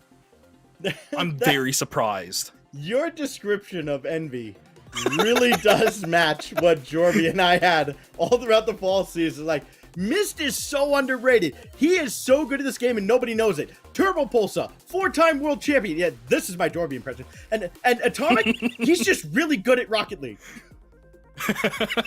I mean, compared to your Johnny impression, the Jorby one is spot on. Maybe it's just exposure, you gotta listen to Johnny a little more, you'll pick it up. That's how some people are. Not a chance. There's not a chance I could pick up that accent. I'm just... No. I'm terrible at everything. So, you've got... What do we got here? So, Rogue is ahead, of course. NRG, looking more like NRG now. They are out in front of the Pioneers. But yes, we're down to 30 seconds left. I do believe it is, yes, a look at my invisible watch tells me that it is time for an RLCS OT wall of spam in the chat, as this game is spiraling ever closer to sudden death. So let's have a look in and listen as Ghost battles Envy. By Lion Blaze, Atomic comes in for a challenge, trying to see if he can get one final center down to Mist, and that one will not go through. And it looks like we might potentially have overtime. Yes, we will. 2-2, and we are going to see who takes game number 1 here very shortly. I'll tell you what, that is a phenomenal save there, Ryan, at the end of regulation by Ghost, making sure to read the play correctly, not allowing that pass to connect would have been certainly the end of that one. Instead, we go to OT. Everybody hold your breath. And what patience from Atomic there for a second. Ghost had a really close attempt at shooting that one on net, but Atomic showing great patience on his defense, and he's going to get that one safe. Oh, and that one almost goes through, but Lion Blaze picks up the save at the last second. And we play on. Close right now, though. Team Envy continuing to just apply pressure over and over. And I love the mind game there from Turbo, going with the changeup. He doesn't fire that shot right away. He slows it all the way down, just completely isolates the defender. It doesn't quite work, but you can sort of see the product here. It's just so much pressure. Again, we look at that possession indicator right under the scoreboard, and you can see it favors the orange side. And if it continues to be that way, eventually the goal will come through. Just have some patience. It's going to be all about that patience game right now. Miss gets a touchdown, trying to see if there's anybody to come pick it up. Oh, and what a touch! That one almost goes through, but it just bangs up the side post. Atomic trying to get a play going. Turbo going to respect the defender's positioning on that one. Forces that one into the blue corner. Drop down, Lion Blaze with challenge. Turbo wins it. Gets over the top of one, and that's going to go out to the blue side. Atomic coming in once more for the pressure. Wins that 50-50 out to the side for Turbo. Still not going to be able to break through that defense. And we continue to play on almost 2 minutes here in overtime. And it's just, again, continual offensive pressure by Team Envy. Every time Ghost tries to break out of it, they just can't string the touches together. I think that demolition on a Turbo might finally open up a bit of space, and this could be a problem. Great save from Mist, though. He gets up early, and after that one, he had to make that save. And a bit of an odd landing there for Turbo. He's got to move back onto the defense, let Mist and Atomic move up. Out and down. Turbo comes in for cleanup. Trying to force this one around it. Can't do it, though. And Team Envy just constantly throwing offensive pressure, and it is looking really good for them, but still nothing able to break through, and we're now 2 minutes 36 seconds in overtime. Yeah, and again, they've definitely had the better of it here. It's just one of these chances has to go in, or you might see something like this, trying to get the pass play working. That's actually incredible awareness from Mektos there to make the touch and consequently the save. So Envy are trying different things. They're going for physical stuff. They're going for the passing, and there it is. Another great save, though. Mektos, again, with the reads. And that one looked very promising, but they still couldn't manage to get that one through. And Team Envy still continuing to put pressure down on Ghost Gaming with every passing play that they throw out. Atomic takes this one over the top. Looking to try and get a bump play. Missed. Last man back on this one. Gonna try and toss that one out to Atomic. He drops it down. Can't get a second touch. Miss can't put it away either. Pass back out. Turbo gets intercepted by Lion Blaze. And Ghost Gaming struggling to break out of their half right now as Envy just keep putting shot after shot on. But it's being met with really good defense, Ryan. I have to give the credit to Ghost here for holding on for this long. Just some of the reflex saves and anticipation of where these shots are going to go is absolutely unreal. We break the 4-minute mark here. We've almost played another game, and that one's dangerous. Missed. Very fortunate getting some help from the crossbar there and working it out. It's just ever more tense. Yeah, I'm struggling, Ryan. I'm struggling for quite some time now. Turbo tries to tap it out to the mid. Atomic will squeak it under the crossbar, and that is going to be game number 1 in favor of Team Envy. And oh my gosh, we almost played a whole. So Envy takes game 1. That is Perino and Ryan on the call for Team Envy. Now let's swap over to Kendo and Hazmat with the KC Pioneers in overtime with NRG. Does manage to control it to the side, but Justin is there. Justin with boost, not dangerous enough. Memory long clear away. The quick transition back.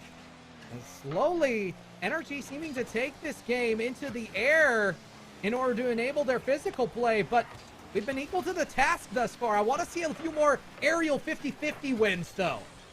I think if this game goes to the air, we're in a better spot, as we have proven, specifically Rapid, just at how speedy we are in the air. It's one of our strengths, but now Garrett G screaming down the pitch, able to be saved, but Justin with the shot, and Squishy with the demo means that game is over. Garrett and Squishy coming together, absolute assassins, and this is a set play. This almost reminds me of a halfback counter in football. The way that both Squishy and Garrett come in, demo 2 defenders, and you just had a easily centered ball. A halfback counter. Yes, there was some misdirection there. The Pioneers thought that they had a chance against NRG, and NRG reminded them that no, you do not. 2-0 the lead for NRG, looking to get back on the winning track against the Kansas City Pioneers. That was Kendo and Hazmat on the call for KCP. They are in a rough spot against a team that is, well, as it looks at least, those dude, very angry that they lost round 1. Yeah. And, you know, just for the dozen Jamal Jabari fans in the chat, you know, by transitive property, that means that Jamal Jabari are just better than KCP. That's how that works, right? Yes. Jamal Jabari is a better team than the Kansas City Pioneers, according to this line of logic. That is, I like that you are setting low goals for yourself to start things off, Nose Dude. That is, so when are we going to see you in the Jamal Jabari merch? Oh, as soon as they send it over, no doubt. Okay. All right. Well, I mean, if you've got the hookups there, like, send some my way as well. What a little redirect here on the top left, by the way, out of Magic Bear. Like, what is he doing there? Magic Bear, get on your own half. What are you doing there? What? Percy from his own goal line just getting a save, hits it all the way downfield, and Magic Bear's there somehow. I'm baffled. That's just playing in-houses with your friends. Like, no, I'm not gonna rotate. Like, y'all got this. I'm down here. When you want me to touch the ball, you send it back down to the other net. I'm speaking from experience here. Yeah. You know, when scrims are going poorly, you just hang out in their end. You're saying, hey, hit me with the pass. I'm there for the redirect.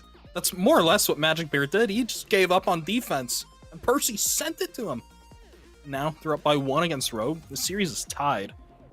And you know, I can't talk a whole lot about my Rocket League experience anymore, because like I used to bring up, you know, I talk about how I beat certain people, Dazzler and Achieves and Insolences, and now I can't do that anymore because there's this smug stuff going on. And all of a sudden, if I mention that I beat Dazzler in a 1v1 once upon a time, he's just gonna be like, oh yeah, well let's get a smug match going. Like, there ain't anybody wants to see me play you in a 1v1. I don't want to see me play this game. Yeah, I don't know if maybe the viewers can decide whether you should 1v1 Daz at another time, though. I'm not sure that'd be my cup of tea. The answer is no. We should add, is that an input net? It is. Percy has added another. And now the goals are flying in left or right. Every single game is 2-1 except the one that just started between NRG and the Pioneers. That'll probably get to 2-1 very quickly. They had 3 goals in a minute between G2 and Continuum. Oh my goodness. I did not even notice that. Less than a minute, G2 actually. up by 2. Yep. And they're looking to put this away in a sweep. That roster change not paying off so far. Maybe next series, guys. Yeah. Well, yeah. The roster change of Bob for Spider did not work against G2 Esports. I guess it's time to just blow up the roster. If you can't beat G2, who can you beat, right? That's just, you know, NA Rocket League at this point. Hey, you lose a couple scrims, disband. And if you look really closely down at the bottom, you see the ticker of all the current results. Oh, what a Peeps. shot. The Peeps are up 2-0 on Charlotte Phoenix, and I'm just distraught that we have not seen the best team in North America play yet. Yeah, you know, we'll give it some more time. Right now, this Ghost Envy series, it's still... Okay, well, I guess I jinxed it, but Envy, they grabbed the lead. Yeah, about that. Forget what I was talking about. My bad, Atomic. Great pass by Mist, though. My goodness, just finding the open space. And Atomic, of course, being the speedy child as I described him as, he's right there ready to put that in. There is another aspect to these streams, by the way. Of course, as we watch all of these matches, we are also keeping an eye on social media. So make sure you use the hashtag RLCS. Use the hashtag TheGrid. Use the hashtag NoseDude is great. Let us know who your favorite grid hosts are and why it is anybody other than Cole and Stumpy. I think that's what I really want to focus on this hour. RLCS overtime. Yeah, we do have an RLCS. Yep, we do have an RLCS OT coming up, so make sure to get that spam going. Yeah, we are pushing this RLCS OT stuff because you know what? It is a cool emote. It's a nice little tradition that we can do better than Cole and Stumpy did on the European side. Susquehanna Sonics and V1 are going to RLCS OT right now. Spam it. I'm unsubbing from T-Corel for doing that. Just lost my sub. Feel like if we tell him that, it might tilt him a little bit. That's what it is. You just lost $5, T-Corel. How do you feel? You tilted off the planet yet? Twitch takes more than like Hey, shh. Look, we're trying to do easy math. We're not trying to get into all that conversation. I don't even know if we're allowed to, as Switch partners, like talk about that stuff. So we're just gonna back out of it. Oh, Calm gonna back out of that challenge. He decides to play it slow, and it ends up working out. He gets another 50. T. Corral could have been a problematic situation here as this one goes behind the player. Luckily, support is there, and it's a double commit. This could be an opportunity for version 1. Is Calm going to play it a little bit slower? Just can't break out of their own half. Plenty of boost here now to work with, and it's a clear pass to midfield. So an opportunity here finally from version 1. Is looking for a bump opportunity. It pinches the other way again, and this one, a big clear on target. T-Crawl, you lose my sub 2. I was about to say the speed up here from Gimmick in this overtime has been extremely noticeable. He is just in full chase. He's all over the ball. Boost or not, he's just on the ball the whole time. In the end, though, makes the jump up and over Torment as the third man to commit. So the Sonics take the lead in that series. Lawler and Sup 3R Sun 1K on the call for version 1. They are down in their series with the Sonics. I'm sure Super is going to hear about that later, and I'm never going to hear the end of it. That took me a second. I was like, what are you who? He was the guy chastising T. Carell over losing $5 over something. I'm sure there's a story there, and we'll find out later on as the night goes on. NRG is actually literally seconds away from a sweep, and Memory will get one for the road, but it's of little consequence as NRG dominates the second round after dropping their first round match to, let me just double check this. Yes, Jamal Jabari. Yeah, I don't think I'll be able to get over that tonight. I'm just so baffled at the fact that Jamal Jabari was able to take a series off of NRG, let alone a game. That's just how incredibly consistent and dominant NRG usually is. And, you know, in the past, when Continuum or a team like them has gone up against NRG, you think they're playing pretty well if they take a game or two off them.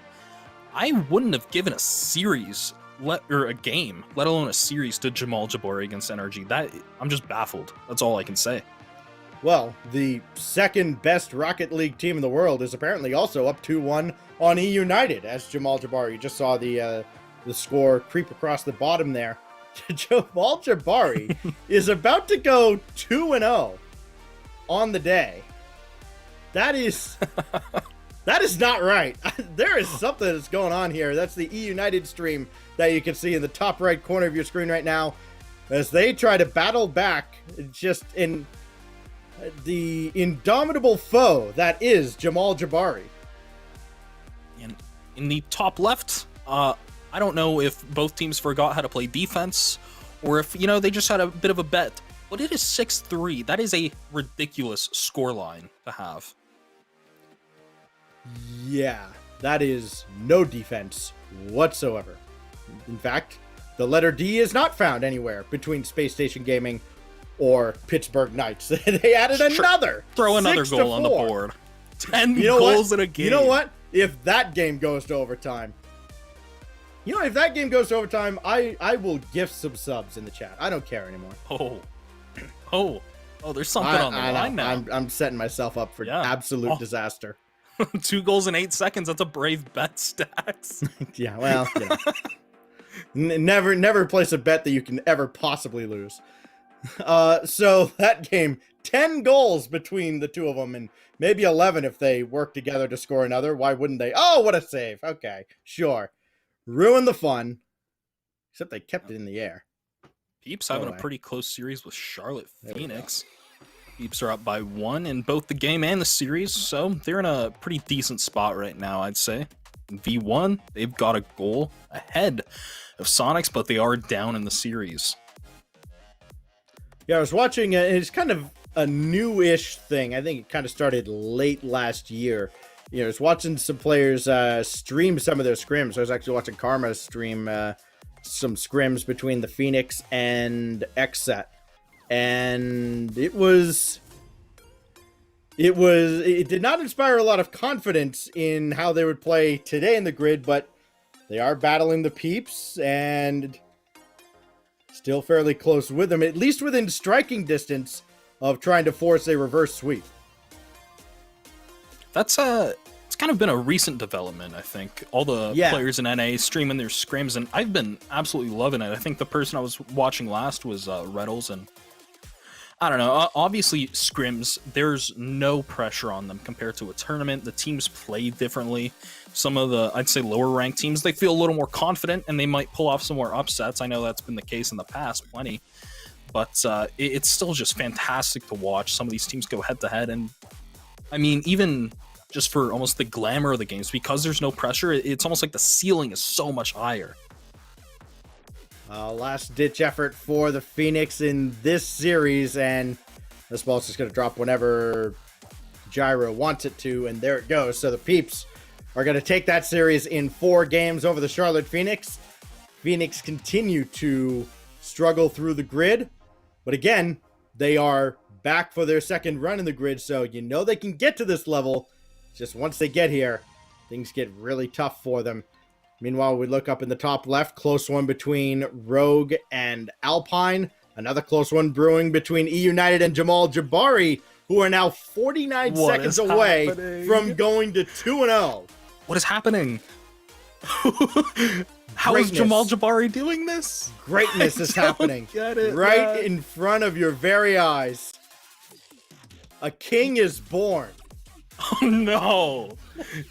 How long is the charade gonna keep up? How long can Jamal Jabari keep up this level of performance? I mean, this is not the Jamal Jabari I'm used to seeing. They're playing out of their minds right now. I give it about another hour and 10 minutes. Probably be about the time it takes them to finish this match, and their round 3 match would be done for the night as the #1 overall seed. Oh gosh, I don't even want to make a bet against that happening, because it very well might. You know, every team has their night where they can do no wrong, and it seems like, barring this goal from Ajax, it seems like this is Jamal Jabari's night, where every touch is just gold. Well, now the question is, can they pull it back? Can E United stave off dropping to, would they be 0-2, or am I crazy? They would be 0-2, and Jamal Jabari would be 2-0. And that is the reality we're living in. Oh my goodness. Party leader left. Yeah. They couldn't get out of there quick enough. Off to a very interesting start. Yeah. A lot of pros be on that post-game scoreboard like, I'm just here so I don't get fined. 2-0 to Jamal Jabari. And yeah, now you look down in the bottom right corner.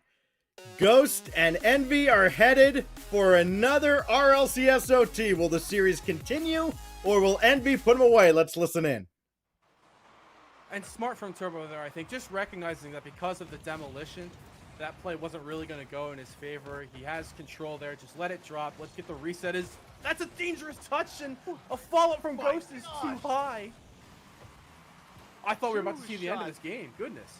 2 shots come through, and neither of them able to find the back of the net. Ghost Gaming have such a close moment to take this one. If they end up losing this overtime, they are really going to want those back. Close play. Turbo up. Going to leave that one out for Atomic, try and redirect it back downfield. Lion Blaze in position. Miss can actually let this one fall down, see if he can get an air dribble going. Sends that one into the corner for Atomic, who almost gets it in the back of the net, but it's just saved away by Lion Blaze. I tell you, Ghost Gaming, I don't know what these guys have been doing during the break, but their defense is simply stunning. It's truly breathtaking is the word I would use.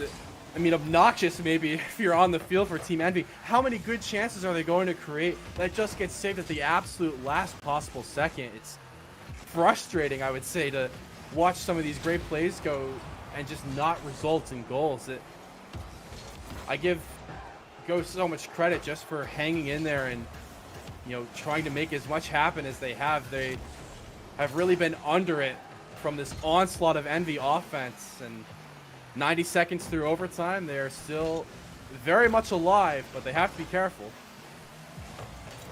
Too much on that shot downfield by Atomic, but it will get sent out wide. Dangerous placement right there, but they will find the clear they need. Lion Blaze with the challenge, trying to see if we can get a second touch on that. He's got no boost.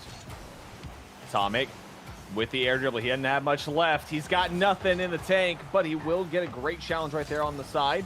Pass out to Turbo, shot up high, goes off the sidewall, and we continue to play on. 2 minutes, 11 seconds into this overtime. Great challenge right there, but still nobody on Envy able to be there in time to force that one through. That's such a nasty challenge from Atomic there in the corner, just slowing it down and staying behind the ball, taking really good 50-50s to, again, just switch it up and try and do anything to get Ghost out of this defense. They've been so rock solid on the back line itself. It's, I'm sure, difficult to find a way to break them down. So I like the idea from Atomic there to just try and slow it up and take the good 50-50s as they come. Here we go, miss, trying to get one out of the corner, no good. Turbo establishing possession, just rolling that all the way back for Atomic. And that one dangerous. Atomic kicks it way down into the blue half. Lion Blaze kicks it up high. Turbo with the challenge, dropping this one out and away. Can they get the follow through? That one's up off the backboard. Miss is going to defensively clear that one out. Very well done, but there's a shot. Goes out to the side. Atomic in a great position, but Lion Blaze comes in for a touch. He's going to get kind of thrown out of that one. Bump plays coming through. Atomic has to put that one in the corner. Turbo will manage to get his touch, but again, Ghost Gaming starting to ramp up their offense quite a bit as we start to enter into our 4th minute of gameplay. 4th minute of overtime gameplay. We've already seen gameplay. 5, and this is, the second long overtime we've had already in this series. It sort of becomes a chess battle, a battle of mental will. Oh goodness, that one nearly snuck into the corner. It was, again, a great challenge up top. All it's going to take is one bounce either way. Who can hold out, who can finally get something to go to break the deadlock here. Again, just so challenging to stick with it for this long. And Atomic trying to get onto this one. Pops it up high. However, no more offense will be coming through for a moment right here. Turbo going to challenge that one out to the side, but there is Lion Blaze on the ball. Atomic throws it down. Miss will pick up a save. Trying to keep his distance a bit. Pass out. Miss. Kicks it up high. Turbo going to be out in the midfield waiting for that one, but he's going to respect that positioning a bit. Lion Blaze goes in for the challenge. Mektos kicks it up onto the backboard. Miss is there. And now we have all 3 of our players starting to try and find some offensive pressure here. But again, Ghost Gaming doing a great job of converting their defense into offense as we now enter our 10th minute of gameplay this game. Oh, that back pass was on target for the goal. Good thing someone was there, keeping the comms heavy as Freshness going for the individual play and goes for the bump. He gets it, and it's going to open it up at the end here. Ghost finally put this one to rest. It was a great individual effort from Freshness. He opens it up, and he just clears Mist out of the way. Nothing to be done there. Ghost stay alive in the series. 10 minutes of gameplay. Woo. The other thing too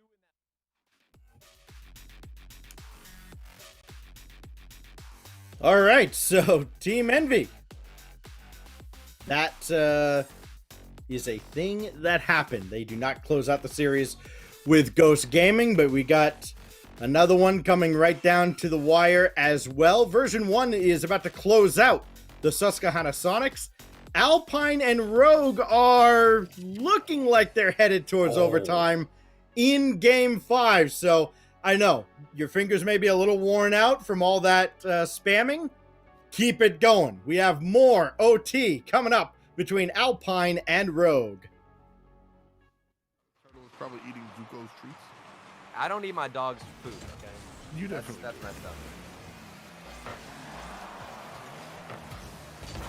Magic I Bear have gonna set us tried up here them, for though. victory. I have tried No, dog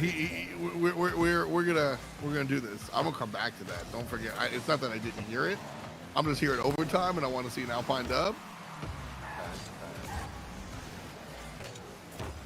I still stand with my 33 seconds. We have been. All right. Well, you got 2 that's seconds. So unfortunate.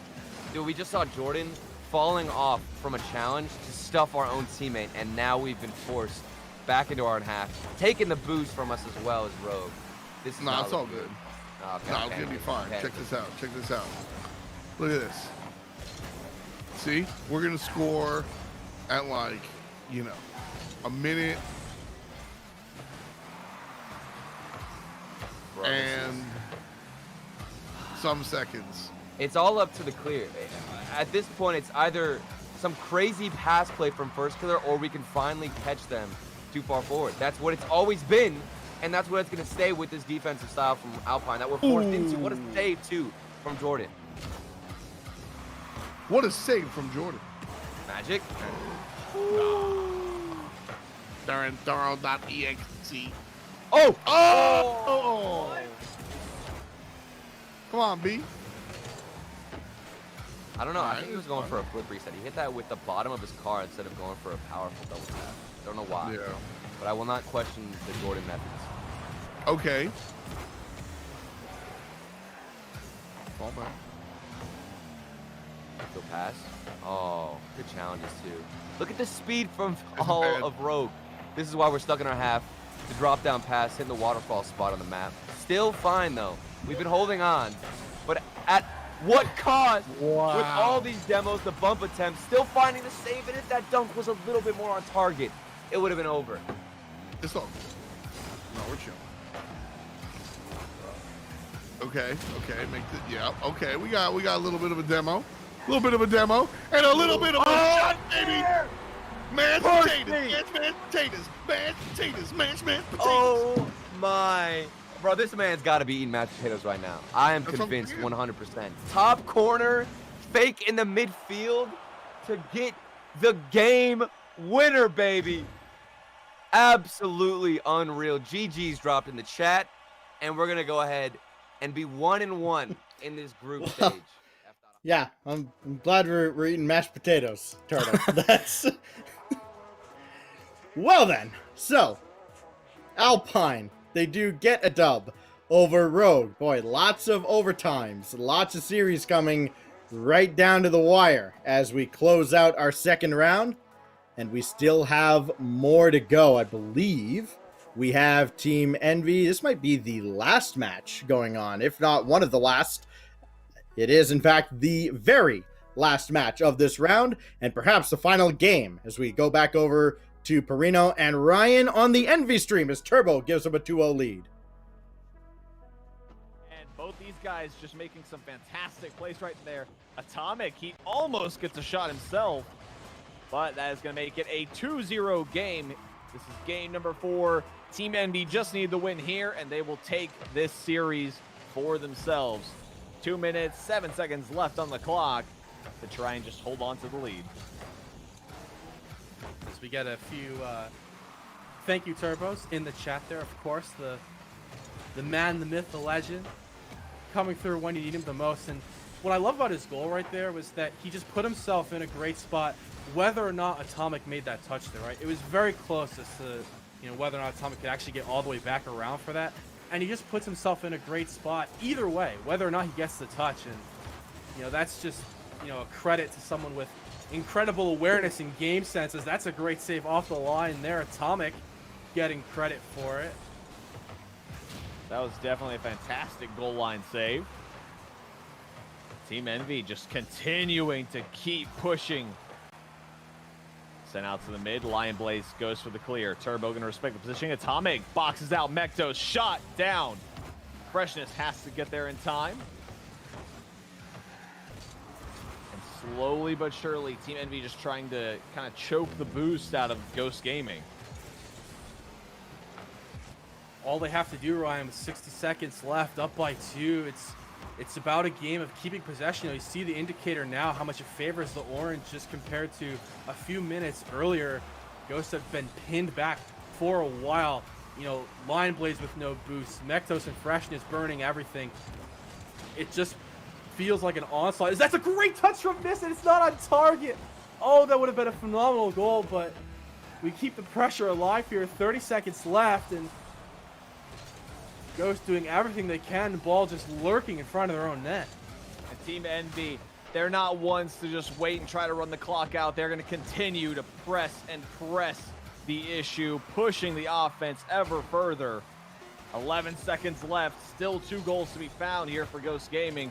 Team Envy touch that one down. Atomic out to the side. And that is going to be GG's. Well played. Ghost Gaming lose their first series, and we take ours. Woo! That was exhausting, Ryan. I gotta say, a couple of very deep overtimes there, but in the end, it is, of course, Team Envy coming out on top there, 2-0. Game 4 moving through. Well, round 2 in the books after all those overtimes, and then we finally get the last game of the round. Just casual 2-0, Team Envy. They're good at Rocket League. By the way, quick little housekeeping here. I did mention, hey, tweet at us. Tweet all sorts of fun stuff at us. I don't care enough to fact check this because Gibbs has already shouted this guy out, so I'm just going to trust him. DirectRL says the 5-minute, 43-second OT between Space Station and Alpine was the 15th longest in NA this season. He used the hashtag #grid. That's why we saw that, and I totally believe him. Also, fascinating, useful stat. It is. 15th It is. longest. And I think in that round we just saw the 16th longest OT because we had one go 5:22. I'm pretty confident, but I'm sure Also, Derek not fact checked. I'm pretty sure Derek will correct me if I'm wrong. So, and you may be asking, well, why do we care about the 15th or 16th best of anything? Well, Jamal Jabari's 2-0, and Alpine just won their series, and they're the 15th and 16th best teams in the grid. So that's why we care about the numbers 15 and 16. Look at Jamal Jabari at 2-0 in Group B. Alpine Esports, they go the distance with Space Station, and then they win their second round match over Rogue and Turtle something mashed potatoes. At least he's not eating the other stuff. And we saw Group C and D get underway with no surprises whatsoever. The 4 teams that you'd expect the 4 teams you expect to win, they did so. Yeah, everything going kind of according to plan in those bottom 2 groups. I think the Sonics series, it could have gone either way, but I definitely say that's the expected result, V1 and G2 being on top. And for those of you that are just joining us, you see Jamal Jabari 2-0, you see NRG at 1-1, and you go, yeah, that's fine. NRG is going to beat them and take the #1 spot in the... No, they've already played. That's what makes that so amazing. Like, okay, if they'd beaten the Pioneers and E-United, it's like, well, on any given day, weird stuff can happen. Sure, a team can get hot, and they can get lucky once. No, Jamal Jabari housed NRG. If you want to know why this is so important for Jamal Jabari, just wait till tomorrow when their seeding is so crucial for how deep they make it into the single elimination bracket run. Yeah, if they can finish at the top of the standings, get one of those top 4 seeds, it's going to be interesting. And again, getting into the top 6 in the grid, boy, that is huge. So just making a deep run in one of these events at least gives you an outside shot. While we have a moment before going into our break and getting ready for the next round, I think we have some clips to show from... We do have some clips eventually to show you from the previous rounds that we've had. So we are going to go to a break. We're going to show you those clips, and then eventually we're going to come back, unless I've been fired from my job and Nose Dude has to do this whole show solo the rest of the way. This is the Grid Overtime NA production. By the team some time. Jamal Jabari looking to push, but they end up giving up possession. That's a Easy change possession for NRG. Straight Great down. hit. Garrett. Yes. It's in. Second goal for NRG. Great hit from Squishy here. Garrett puts it up to him. The speed from Squishy, and not only the speed, but hitting that corner to make it go straight down. That's where Squishy was aiming, and Garrett was there to clean it up. SSG set, but Jordan has just kind of been staunch and like sitting around and like always kind of in the right spot. And I think that's important when you're going up against a team like teams that have your number. And Jordan is the one we look at for goal number 1. Well, and this is a fantastic play because he sees Taroko going for the backboard read, and Jordan was already carry that one all the way home. You're pretty much at AJ's mercy right there, and nothing you could do. Gotta pick it up here, and a great shot from Alraz. Incredible speed and placement. Nice. Way to keep yourself in the game there. That's so good to see. He was up quickly for that one. The memory. I thought Garrett would be there for the challenge in a huge moment if Squishy doesn't make contact. And now the midfield plays Justin dusted the Kansas City defense.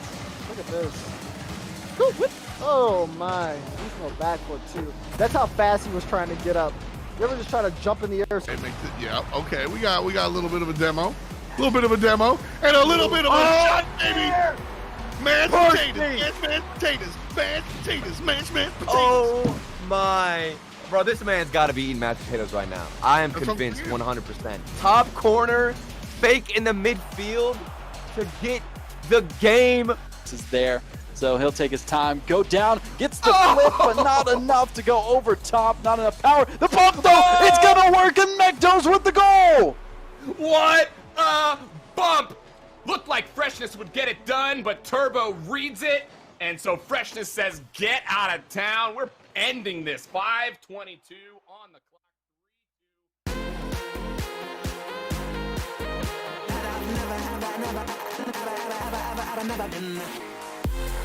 Okay, somebody clip this. Can we get a clip? Can we get a clip? I got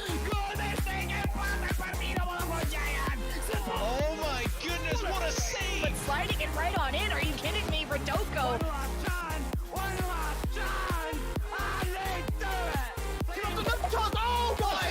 God! Unbelievable! The defense crumbles, the tank is empty, and we are going to overtime.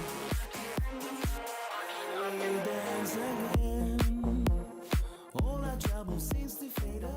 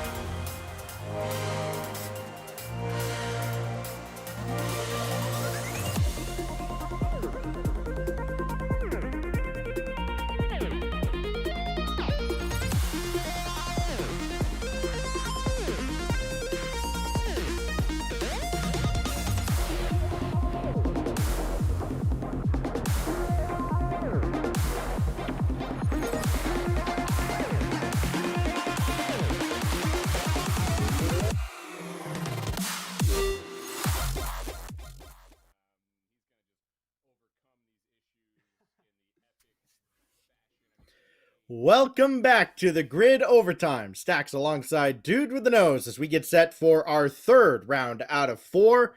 We're coming to the home stretch with groups A and B wrapping up their play. Still 2 rounds to go for groups C and D. And you can see another round where we will start with 8 matches on the screen.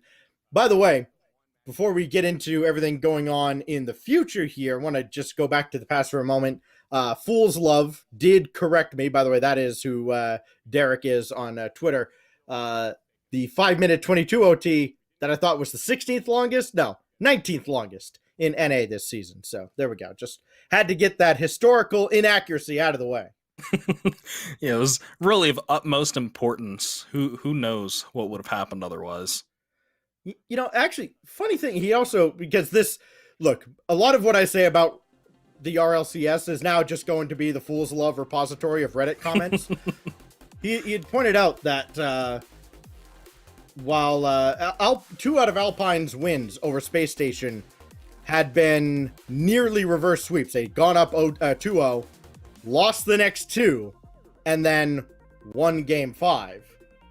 And then, well, they tried to stop another reverse sweep, and tonight they failed. The Space Station did complete the task, so that's why Alpine is 1-1. They couldn't finish off Space Station, but they did win their second round match. We'll see them in action as the night goes on. The action you see right now is the Charlotte Phoenix with the very unenviable task of facing Team Envy.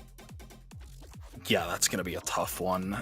But version 1, they're up by 1, looking pretty strong against G2. And if you take a look at their group, they have G2 themselves, Susquehanna Sonics, and Continuum. I think this might be their week to have a really good run. I think they've gone up against some tough opposition in the past, and they themselves haven't looked very strong. But if they can pick up a win against G2 here, they've already got one against the Sonics. I think they can easily pull off a victory against Continuum. They find themselves some good seeding. There goes that lead. Never mind. What was I thinking? Version 1 has a lead over G2. They could really make a run. They're looking to be in great shape. There's nobody at their net, and that's it. Yeah, so just leave it wide open. Sure. Yep. Well, you know what? Sometimes it is, as Dazarin says, in my net. You know, having faith can hurt, but you have to do it for them, Stacks. I don't have to have faith in anybody. Just the peeps. I learned that, even the peeps. Look, they're 1-0 today. That's cool.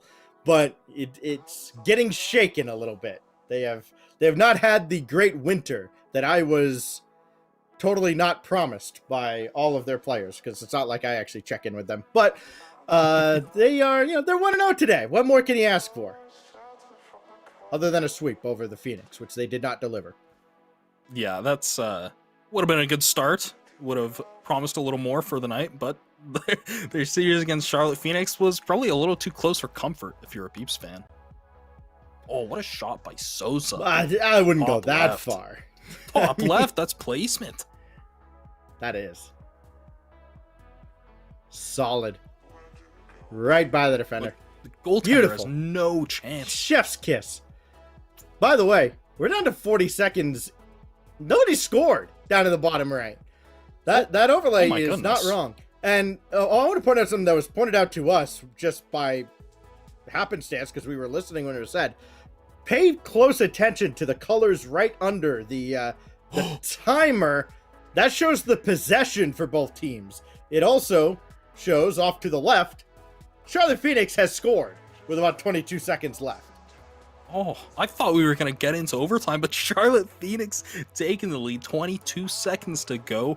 There's a chance for Envy, and there's honestly a decent probability of them tying it. But for now, Charlotte Phoenix, they are in a great spot.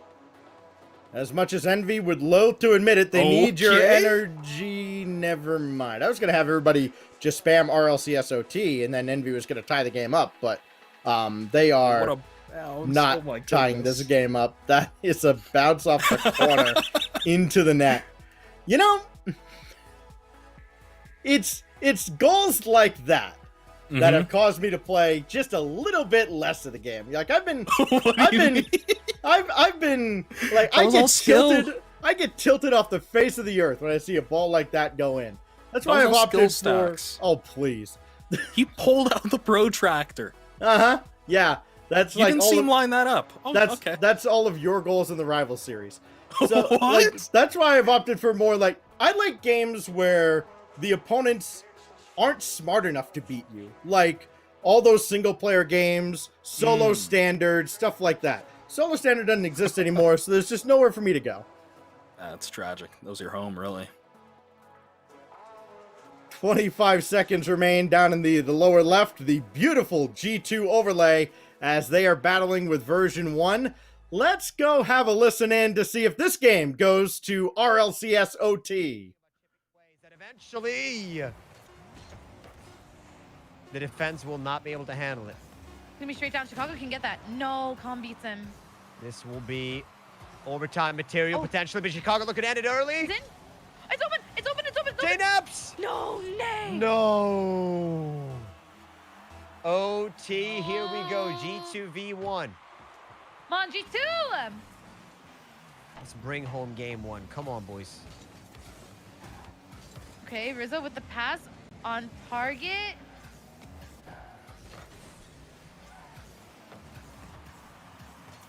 Going for the demo, he couldn't. J-Naps shoots it over. Boop. Oh. What the heck? Looking like your gameplay orb. Yeah, actually. That's not what I want to see right now. Nah, the boys are dialed in.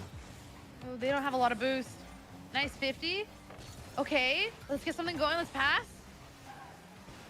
J-Naps is up. No, no one's there. Oh, what? Oh. Wait, Rizzo? No, he's all the way back. Oh, wow. Oh, we actually got that past him.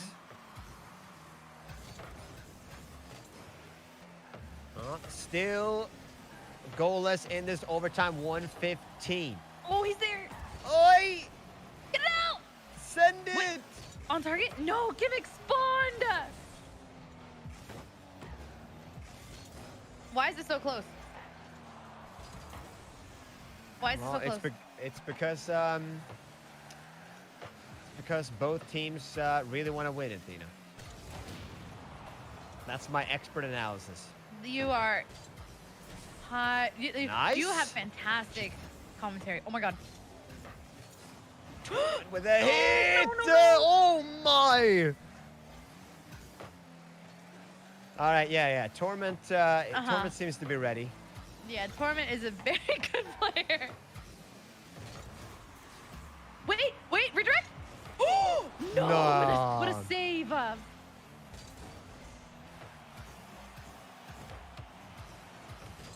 Beautiful control. It's like a 1v3 there with the... Oh. Okay. Come on, Can Chicago team. go up? Okay, I'm kind of nervous because they're all running out of boost. Oh my god. No, we're fine. Everything's fine. Orb, I'm not panicking. You're panicking. We're doing okay so far. We just gotta create an opportunity here. Whoa! It's right there. Teresa It's goes! literally right there. It's right there. Please. Oh, what an angle! Nice! Impossible angle from Rizzo. What is going on? We take game number 1, chat. So G2 survives against version 1, and let's head over to Rogue HQ for more RLCS overtime.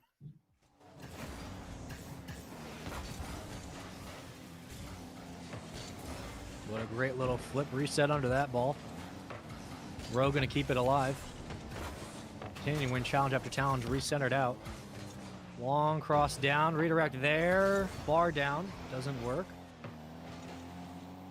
Typical is a different form of human. But Rogue will advance. They have a chance now to keep this ball up. Great redirect. How in the world did they get that much power behind that hit? Demo into the corner. There's a shot. First killer. Overtime dagger. Ba-bam! Finds it. Game 1 win for Rogue. Well. Look at that elbow. Dude's built different. Game 1 win in the books. Rogue surviving. Okay. Surviving. Taking it. We go to game 2. And, you know, I'm just loving it. I mean, what do you want me to say, chat? What do you honestly want me to say? Ba-bam! The team is just built differently. It is a treat anytime I get to watch or listen to Spaceman cast Rocket League. The man is just full of energy, and he himself is built different. Rogue is up 1-0 on Space Station, looking to beat them for only the second time in RLCS this season. Now, AJ, the air dribble and Lion plays. Oh, that's unlucky, brother. Cheating out a little too much. End up putting it in your own net. Not what you want to see from the last man back. I would say that is calculated from AJ. Well, we can agree to disagree there. Oh, that's not calculated, but a little bank shot off the corner is? Naturally. Give me a break. Alraz, Give me a break. Much like Rogue, he's just built dipperly. Never scored a skillful goal in his life, and he's going to tell me what a skillful and lucky goal is. Okay. That's slander? Yeah, I guess that is slander. Slander is spoken. You got me. Oh, nobody home. Aleutian. What is Gets going his old on? team. 3-zippo. Lion Blaze at the scene of the crime again. Rough first touch, and then he gets knocked completely out of the way. So I'm going with Peeps heavily favored here in this particular game and perhaps series against Ghost Gaming. Seems to be a safe prediction at this point. Stacks, I'm surprised. Beeps up by 3. Seems like they might win. Look, if you came here if you came here for professional level Rocket League analysis, there are 16 streams with some really good Rocket League going on right now. Oh man, Rogue and Space Station. Oh, Rogue took the my first goodness. season. Now, oh, that is. How did he stay behind that? What are you doing? I believe that was Taroko catching the ball in the air for a save, and just stays behind it for the air dribble counterattack. Oh my goodness. So just looking around at results and totally not just getting this information fed through my headphones. Pittsburgh Knights, they are up 1-0 on Alpine Esports. And that is all you need to know. That is Pittsburgh Knights 1, Alpine 0.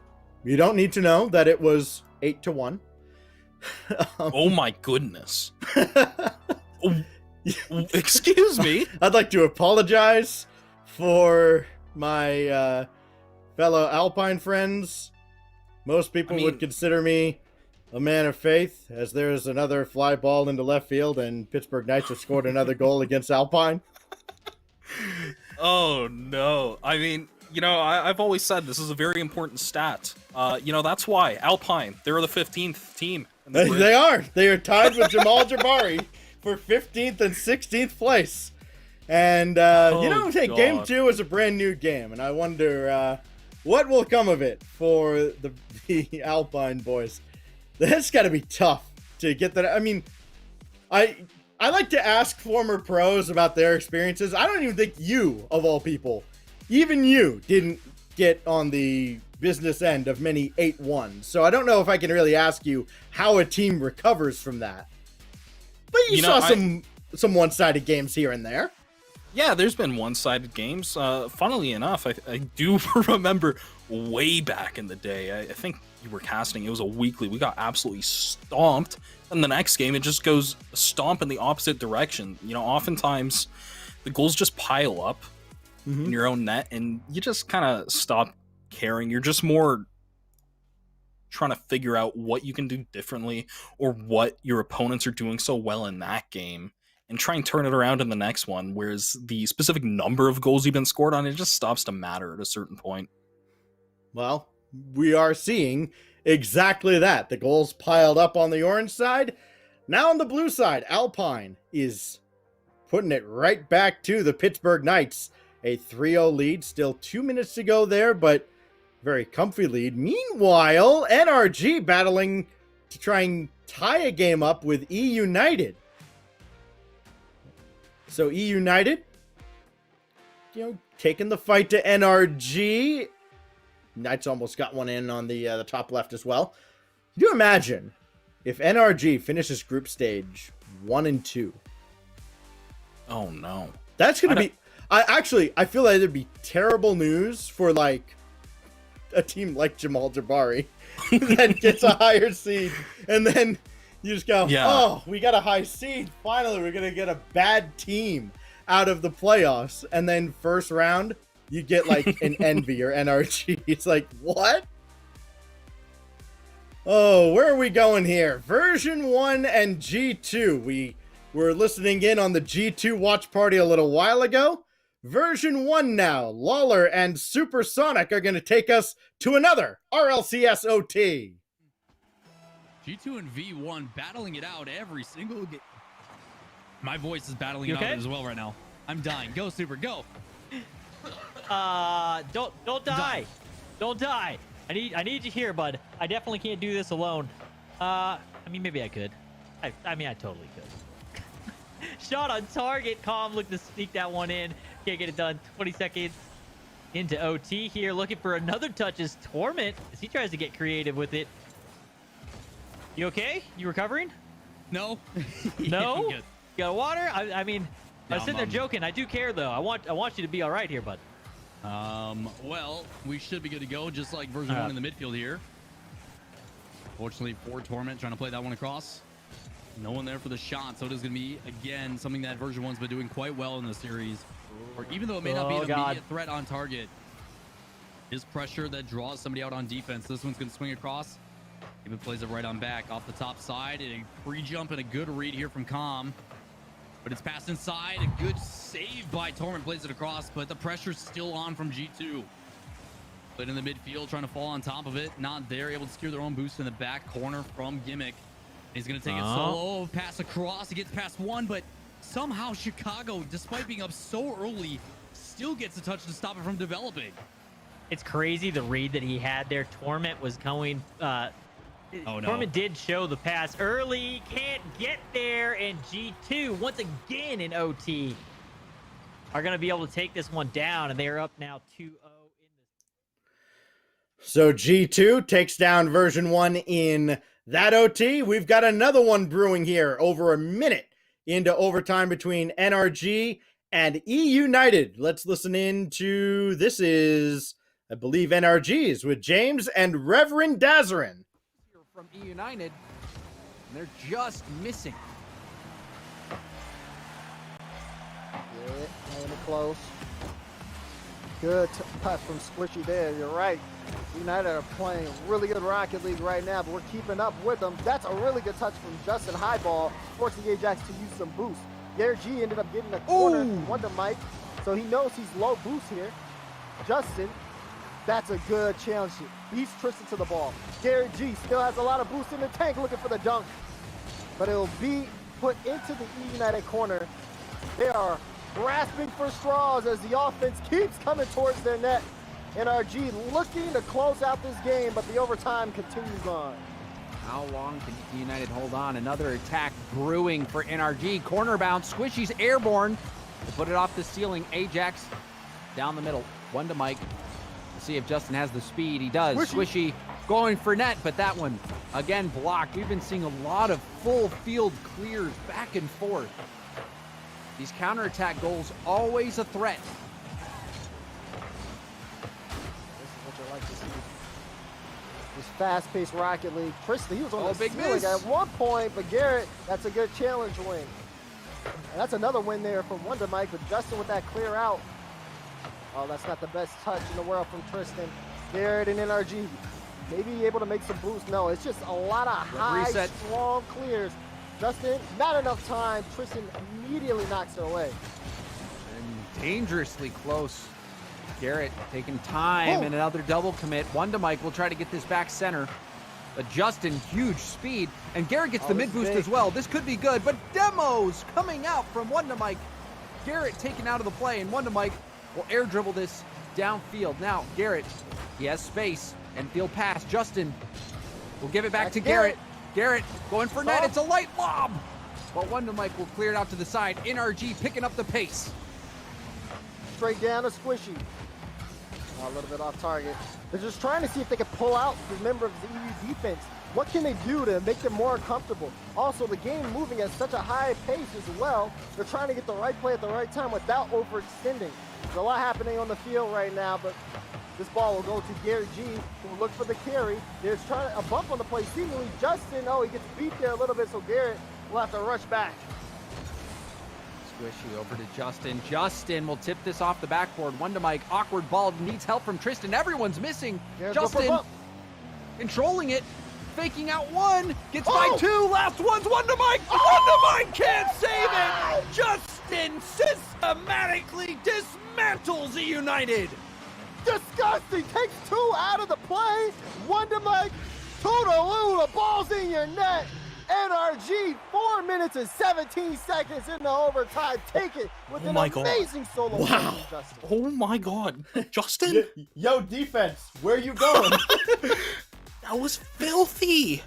Oh my goodness. He didn't even have boost, did he? Just faked two people on the same ball, flicked it near post past the goalie. That's so disrespectful. Yeah, no boost? They don't know that.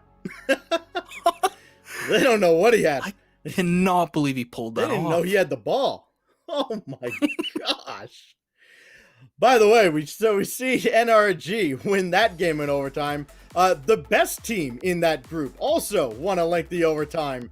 Jamal Jabari had a shot just pinball off of a couple attackers and go into KCP's net. So the Pioneers are ahead in game 3. They have their backs against the wall as their absolutely abysmal winter continues.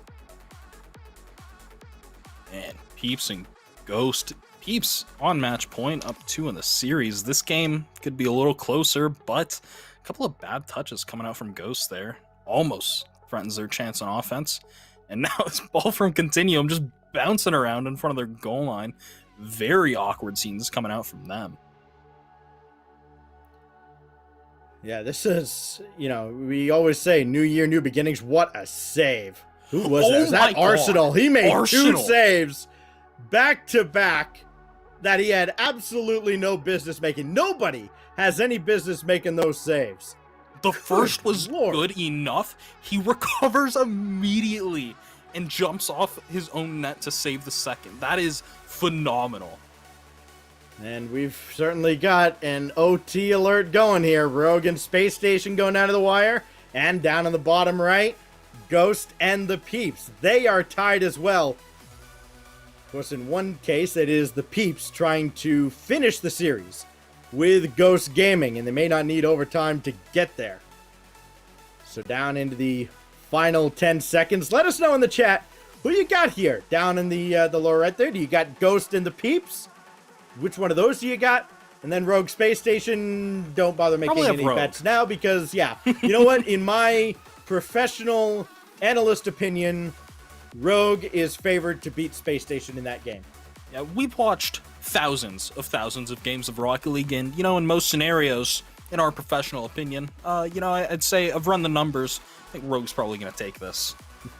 We will keep an eye here on the left side, and we'll just kind of ride this one out, see if Space Station can bring it back. As we know, Space Station and Rogue, they play some fun series. Rogue, though, has only beaten Space Station 1 time this season. It happened in the fall grid, and it was part of Space Station's big run through the entire fall circuit. That game is done. This game is still going. RLCSOT coming your way. Ghost and the Peeps. When things break down, you see these clutch plays.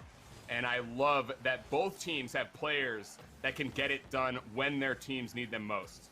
Absolutely. And Ghosts so far in overtime, not only are they making the saves, but the touches are finding their teammates. They're getting clears much faster than before.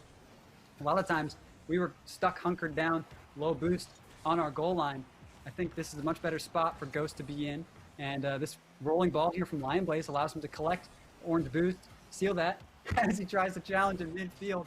Not able to make contact, but it does allow Freshness to be a nuisance for Mekdos to try and find the back wall. But AJ just looming near the ceiling.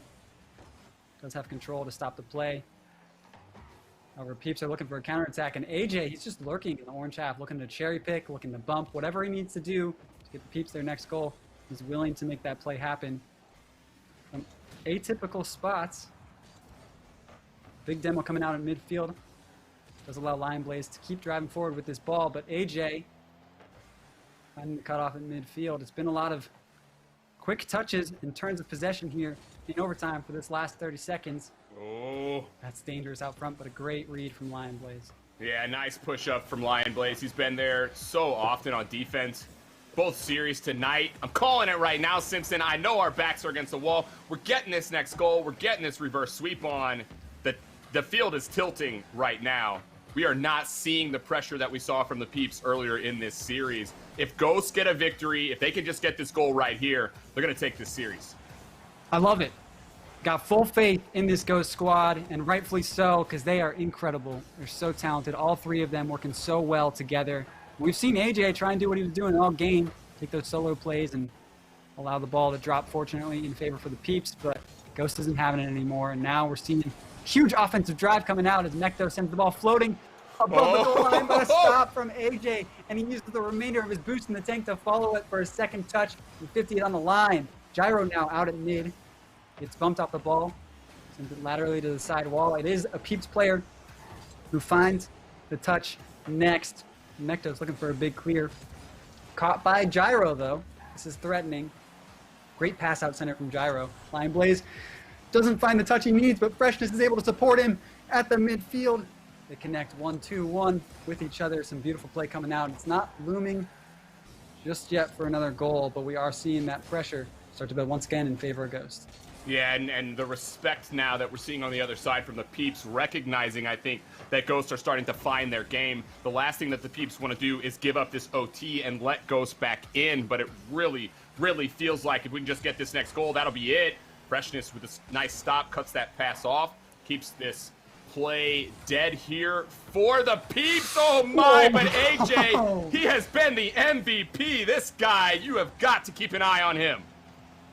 AJ, he is the type of player that will go for double flip resets, flashy plays in competitive situations, and just there, using his flip to get as many touches as needed, try and send that on target. It's so dangerous. But just think about this. 5 minutes ago in in-game regulation time, we were talking about trying to stop a perfect sweep here. And now it's tied 2-2 in overtime where we're looking strong. If we take this, if we get this next goal like we want, we're in favor here for this series. But Lion Blaze, he's got to make a stop there. Great patience. Anchored down, and he pushes forward to find the pass from Freshness. That's dangerous, and it bounces out in front of the goal despite AJ's save. However, the chaos does result in Peeps being the next one to that ball. You don't want to overcommit in an overtime situation. Freshness got a fortunate boost steal out of nowhere. Oh man, this has been a clencher. This has been the definition of a clencher. Are we going to see another 5-minute OT tonight from Ghost? How many will we see, and will we finally see a victory for Ghost? They have played so well in this game. Gonna have to stop this here as Gyro goes up and over. The ball there, the pressure on, but cleared to the corner yet again. This has been nuts, but Ghost doing everything they can to hold on Simpson, despite the onslaught on the other side that has really ramped up in the last minute. I am surprised as that ball was floating across the net there, and then we saw the missed touch from Freshness that Illusion didn't come in. He's been on that left side of the field, lurking in the blue half for a while now, and he was so patient for that play. No one wants to squander an opportunity when it's given. I think both teams absolutely know that they need to make the most of this so far. And now we hit it, that 5-minute overtime. We were talking about it coming into this series, that we're seeing essentially the game times of a best of 7, despite playing the best of 5 here. And now Freshness has to make a crucial stop. AJ, though, despite rotating back, looks for a touch there just to be a nuisance. Cut off that pass. Now Lion Blaze sends it high, forces Gyro to use the remainder of his boost in net to find a save. But AJ, taking control from the back wall, does allow him to get a bit of a clear, forces the 50 against Lion Blaze, and that's a dangerous opportunity from Illusion there. Quick shot, but stopped once again by Ghost. Man, it really feels like when it's not Lion Blaze, it's Freshness. One of those guys going to be back at the goal line, going to be there reading the play. See both Lion and Freshness there on defense. Both teams recognizing this moment. You called out earlier when Illusion didn't push forward, and I think even for the Peeps, they see what's on the wall. The writing's on the wall right now. They give up this game, they're going to let Ghost back in this series. So they know they cannot give up this 6 minutes and 20 as we push forward into this OT. Simpson, this has been absolutely nuts. Gonna need a stop here. Lion Blaze will find it as Illusion gets the flick. Not yet. I'm terrified. This overtime is so long. Some great opportunities coming out here from Ghost, and you're right. If we take this game, if we get into the Peeps' head, especially after such a long, enduring overtime, stamina and fatigue is so real in a game like Rocket League, and these teams have been giving it their all for the past 11 minutes. That is absurd. And Mektos here, he's got some time in the back half. Opts to take it slowly into his corner. 50 goes straight to Lion Blaze, which allows Mektos to turn into a pass out back, and Mektos opts to look for a bump. Both of these teams right now, even in the last series, it felt like every team had somebody who's just an absolute beast at 50-50s. Sometimes it feels like AJ or Lion Blaze can stop the ball in its tracks when needed to be to reset rotations, whereas usually, you know, it's the big clears buying time that's resetting rotations. And it's very different to see in overtime where kind of in the middle of a play unfolding, people are able to reset and go back and find boost. And here, now Mektos able to connect off the pass from Freshness. We take this game after 7 minutes and 30 seconds in overtime. Phenomenal play there from Ghost. Freshness blind, out center, knows the teammate is there. What a pass, what a finish. It's not a mistake in OT, it's not an ugly goal, it's a beauty. And Ghost Gaming stay alive in this series. Going to game number 4. That's it. That's it. I'm on the hook now for my prediction, but it feels. Okay, we have a lot to get you caught up on as yesterday during that overtime, which, by the way, the 6th longest North American RLCS Season XOT of the season. Thank you again, Fool's Love. The Pittsburgh Knights, they were 1-1 in the series with Alpine, and they won in overtime. That game goes 6-5 with Sosa scoring the game winner. Absurd amount of goals. Yeah. So they go 8-1 in game 1. Whatever the scoreline was in game 2, one-sided for Alpine. And then the Knights and Alpine combined for 11 goals. And I believe there were some late heroics in regulation as well. NRG swept E United. Actually, that wasn't a sweep, right? Was it? I'm not sure. It was a sweep. It Okay. was. For some reason, I had it in my head that E United had taken a game, but I think NRG had come back in the game that E United was leading, and so there you go. So that's out of the way. Kansas City Pioneers, they stave off defeat from Jamal Jabari. That game went into overtime in game 3, and as you can see up in the top right corner, they're up 2-0 in game 4, so they're finding some cracks in the armor for the apparent best team in Group B, being Jamal Jabari. And Rogue has beaten Space Station 3-1. So there you go. Ooh. That's just about everything you missed during that very long RLCSOT. And you can get your very own RLCSOT emote if you just spend, 920 channel points, something like that? Dirt cheap. Or you could sub to the channel. Beast Mode adds even more to the total for KCP. Yeah, double commit turning out great there. That's actually a not great double commit on the other half for Jamal Jabari. Ideally, you send one person at the ball, not both. And ideally, you also make contact with it. Neither of those happening. Oh my goodness. That ball somehow staying out of the Knights' end. Just pinched on the goal line into the crossbar and out. 1-1 between... I mean, this game going on right now, top left, is an anomaly compared to the rest of the series. Because it's been a blowout one way or another, or it has been a shootout. They have not had a low-scoring game. The only time they've had a low-scoring game is game 1 when Alpine scored very low, and game 2 when the Knights scored virtually nothing. Gyro picking up one. Oh my, he's on the... Oh, it was an own goal from Freshness. Unlucky, bud. You don't want to see that happen, but it's still early in the game. You can easily bring that back. You just got to stay composed, not let that get to your head. And I'm sure Ghost has plenty of experience bringing back leads. When you see that jump by Gyro, and he actually guessed right, that never happens, okay? Like, when you pre-jump like that, you're supposed to just be memed on at that point. You're supposed to look absolutely foolish, and instead, they not only make the stop, and then Aleutian scores on the other side. You know what? Despite that long overtime going against him, maybe it just is the Peeps night tonight. Yeah, maybe, and... You know, Jamal Jabari, it was their night. No longer seems to be the case as KCP. They just beat them 4-0. Yeah, so that's going to go into Game 5. Let's see if this one goes to Game 5. Alpine trying to bring it back against the Peanut Butter Knights. Let's listen in. I was about to be so depressed. I was about to be so depressed.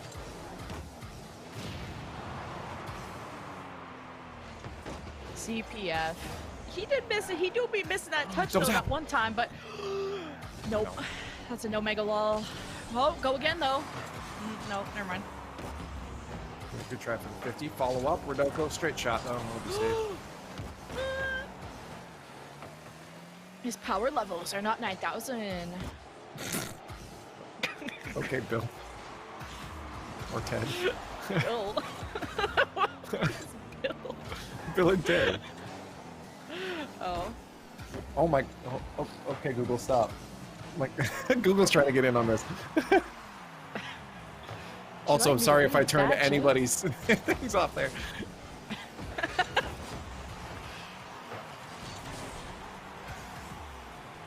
glad we're not getting copyrighted or any sort of business like that. Wow. Our singing's not good enough. You gotta hit the notes for the bots to recognize it.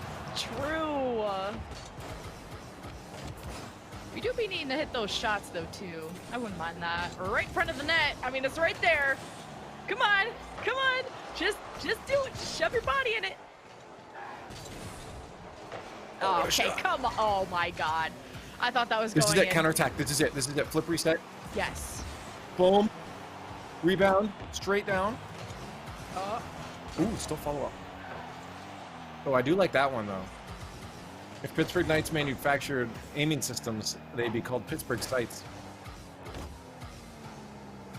Don't you need eyes to see though? Realize, realize, realize. Yeah.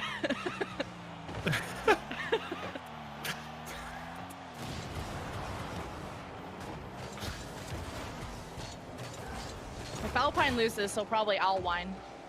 Oh yeah, nice.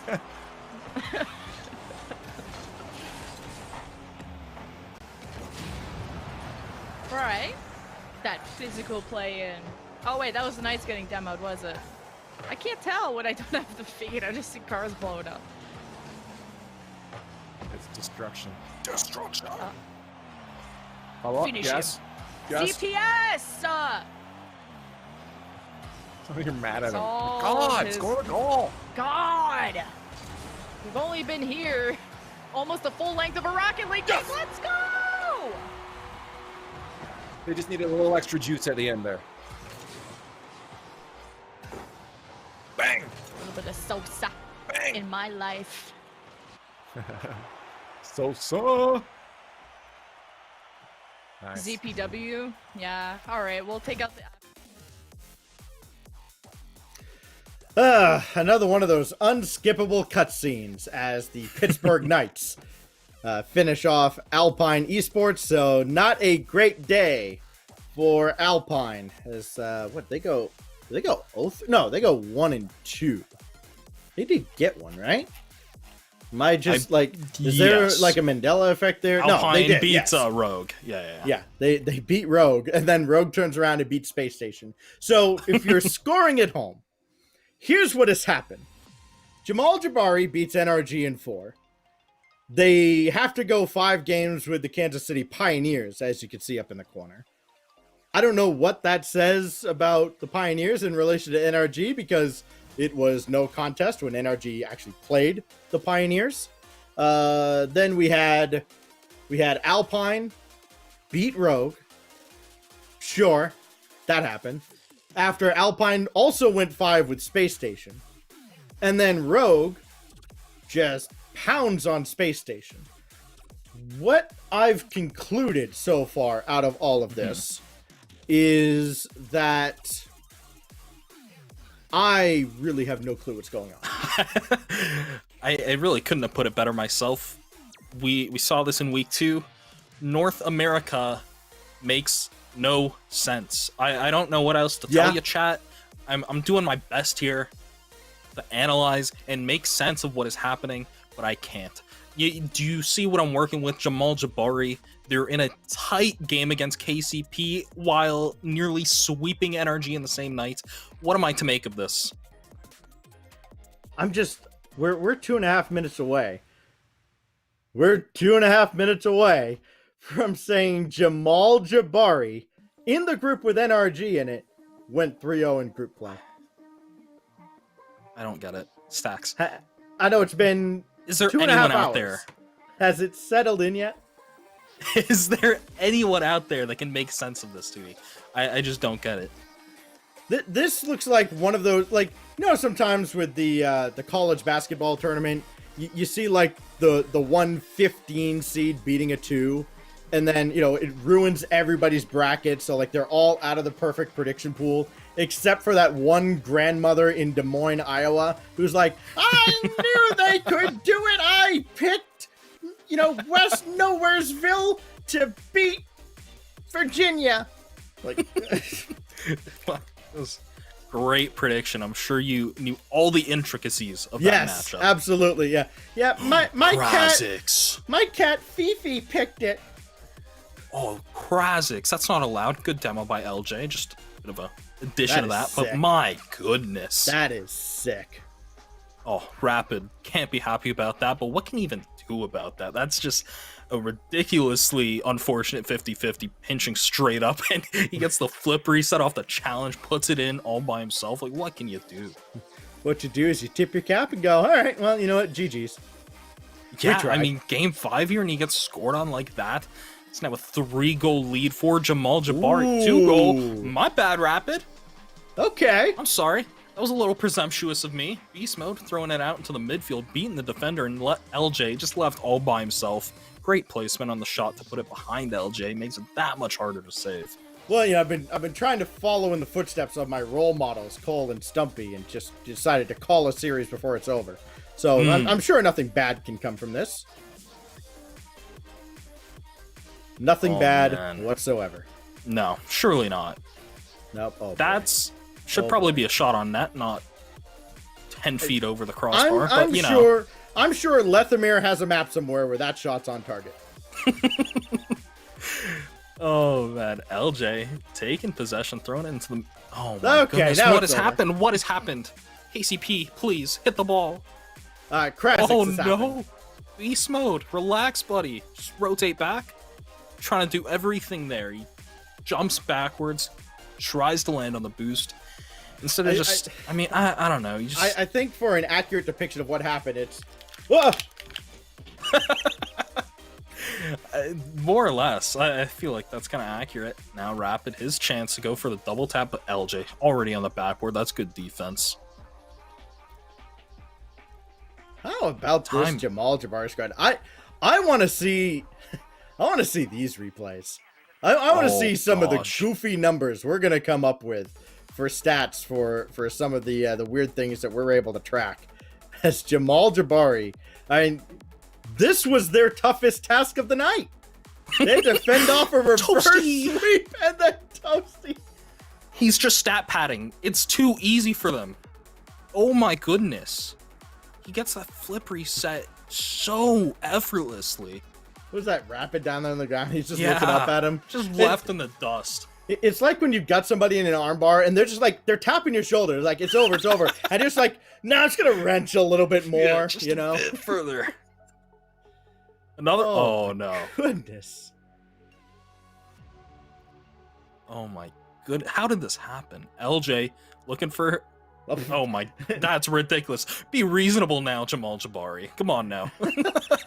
This is what we call my turn offense. Like, all right, it is my turn to score. And then, well, nobody scores. But yeah, you know what? 7-2 is a miserable poker hand anyways. You don't want to finish there.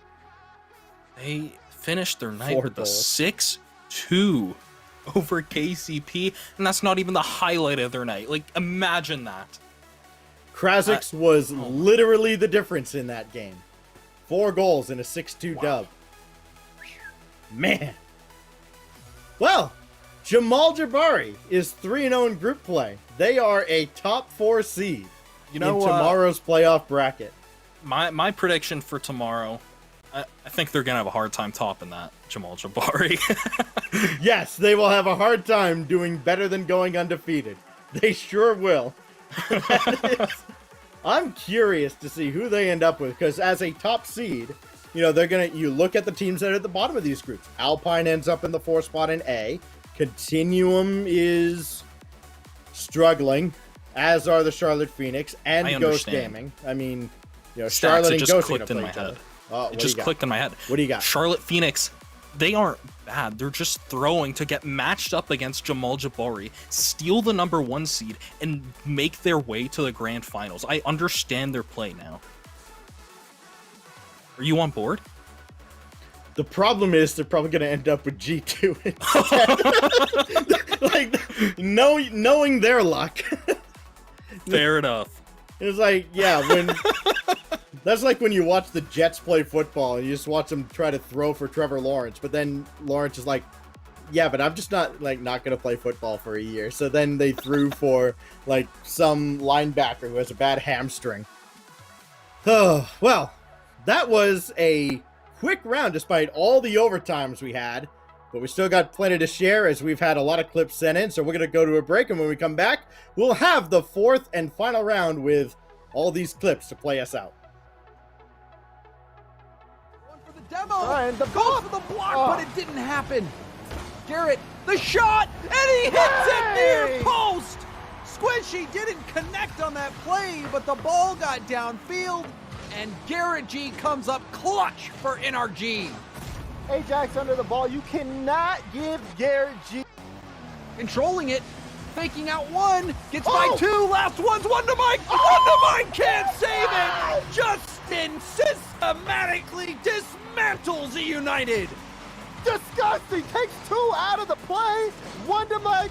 Two to Lou. The ball's in your net. NRG, 4 minutes and 17 seconds into overtime. Take it with an amazing solo play from Justin. Looks like we're gonna go to overtime, ladies and gentlemen, unless J-Russ can beat them. Aeon is there, it stalls it. T Corral tries to put a shot on, and T is gonna end it at 0 seconds. That is a way to come back from a horrible turn of events. T Corral, what a play from you, sir. Usually, you know, it's the big clears buying time that's resetting rotations, and it's very different to see in overtime where kind of in the middle of a play unfolding, people are able to reset and go back and find boost. And here, now Mektos able to connect off the pass from Freshness. We take this game after 7 minutes and 30 seconds in overtime. Phenomenal play there from Ghost. Freshness.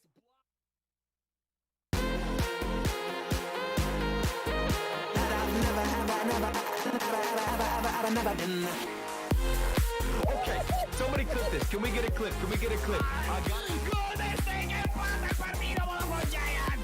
Oh my goodness, what a save! But sliding it right on in, are you kidding me, Rodoko? Oh my God!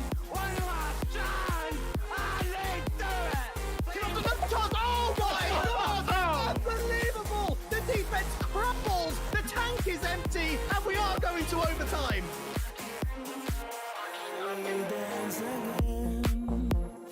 All our trouble seems to fade away.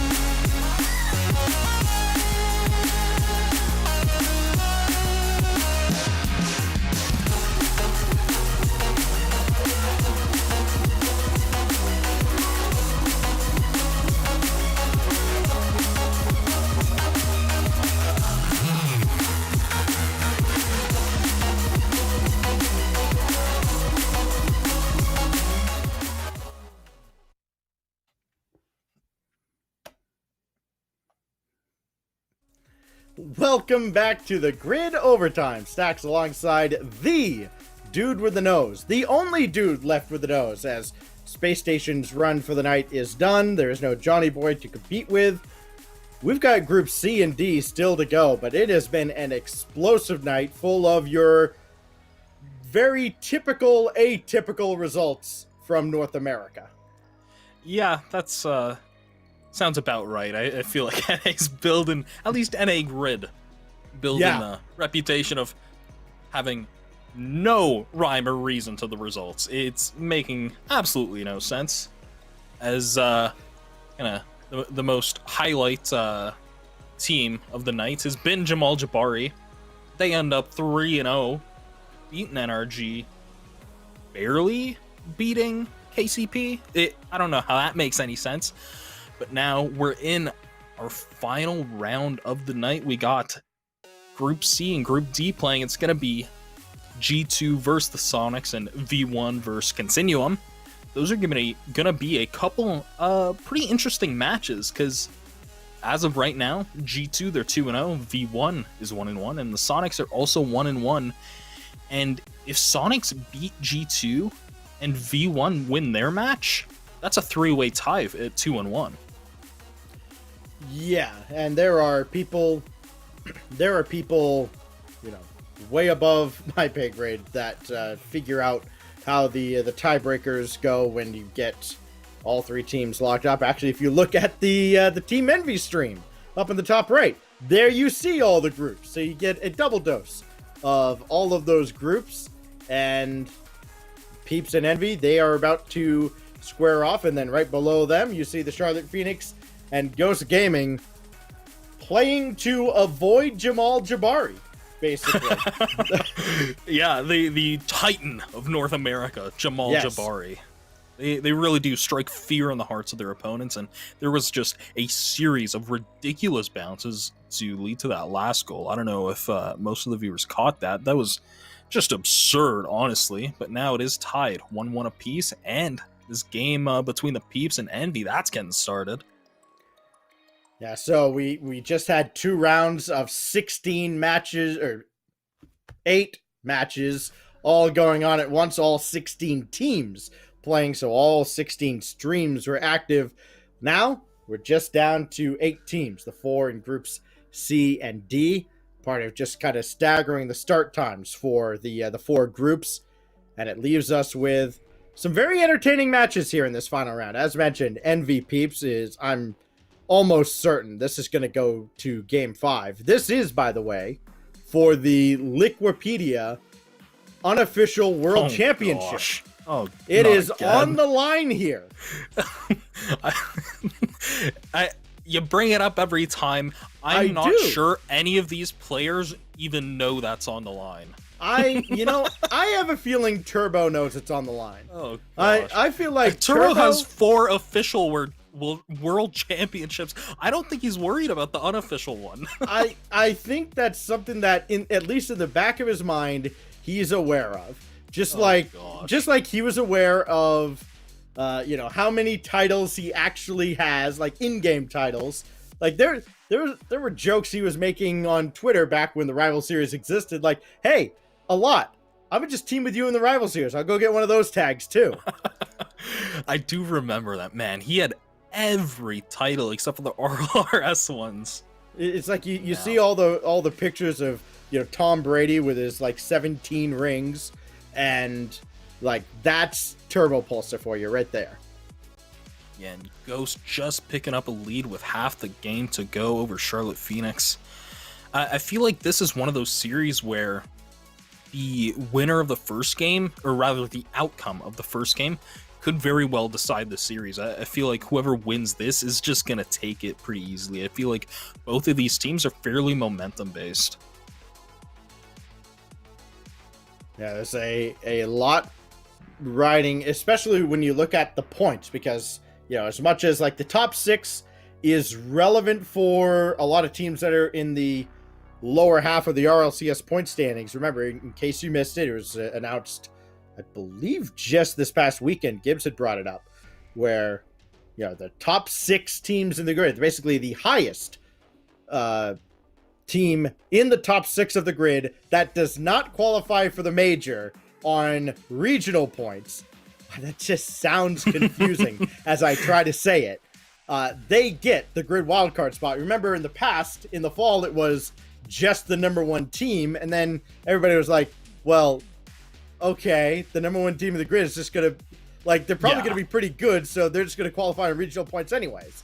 So now it's anybody in the top 6, or at least the highest team of the top 6, and that's why we keep talking about a team like Jamal Jabari. If they can make a run over the, the next couple of grid events, I mean, right now, to get into 6th place, you need 70 points.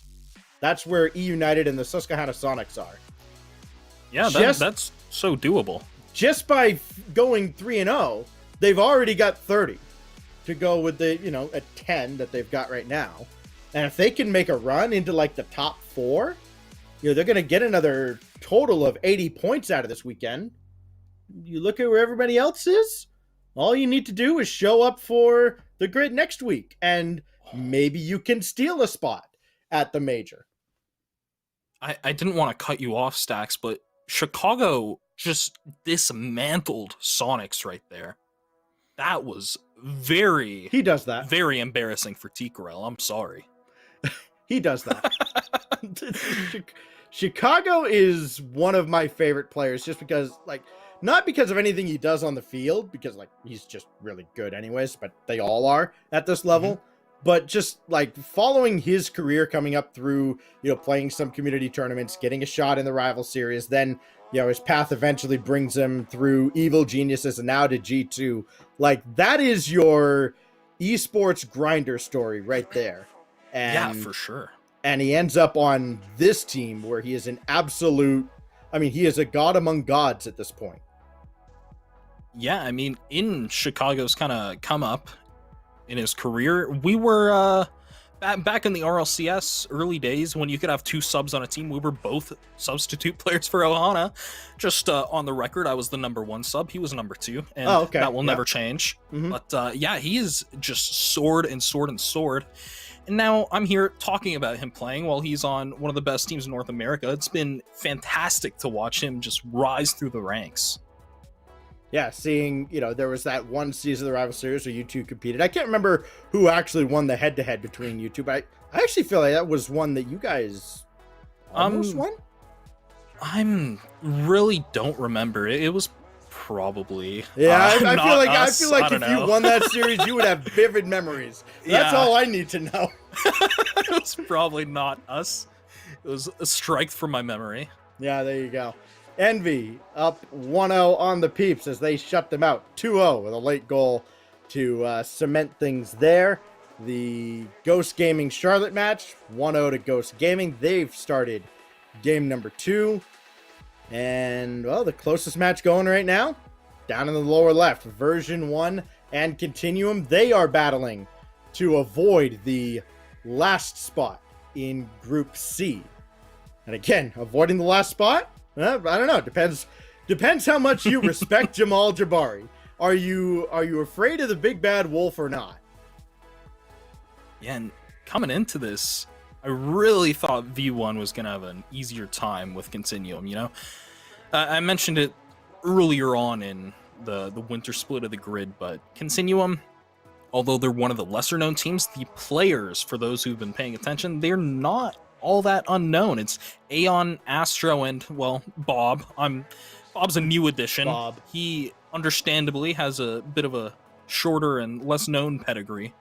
But Aeon and Astro, they've been playing together for a while. They've been playing the game for even longer. They are well known and calm, making quick work of all that pedigree, as he's one of the kind of newer players to the pro scene, and he's scoring goals in the back of Continuum's net, grabbing that lead over them.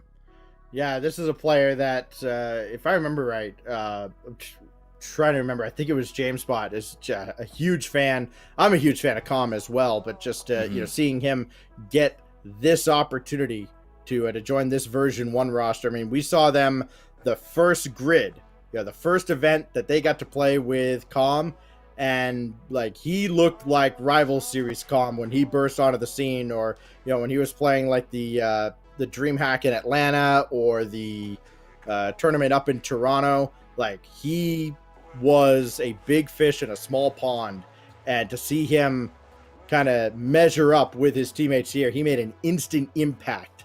And he's been a player that I've had a lot of fun following his success as well. Yeah, Can you tell I'm a little biased towards these former rival series guys? No, you seem super just unbiased and neutral, and that's why the fans love you, Stacks. And speaking of neutral and unbiased, Charlotte Phoenix grabbing a 2-goal lead over Ghost Gaming. Let's go. That's what we love to see. By the way, this just came through. This is hot off the press. I haven't even screened this tweet, so this is dangerous. Okay. No. Oh God. Alpine lost Game 3 to the Pittsburgh Knights 5-6. First of all, that game is crazy. Second, that was only the second time in North America and fifth in NA or EU that a team has scored 5 goals and lost that game. Total record for teams when scoring 5 goals between the two regions. Yeah, that's a rough look. All you had to do was not get scored on 6 times. Yeah. That's unfortunate. The record, the win-loss record for a team that scores 5 goals between NA and EU, 453-5. 453 wins, 5 losses if you score 5 goals. Oh no. Oh. I love that. Oh, that is staggering. I absolutely love that. Again, that is fool's gold on the Rocket League Esports subreddit. Just, he is like a one-man Elias Sports Bureau at this point. So he's one of the very few people I have ever followed on Reddit, because I just learned today that you can do that. So yeah, he's the only person I follow. It is... I love those numbers because sometimes they're just so bizarre. Like, yeah, who would ever lose a game if you score 5 goals? Oh, yeah. These 5 teams. Yeah, you do not want to be on that short list of players, but tonight we put someone on that list. And now yes, V1 waking up.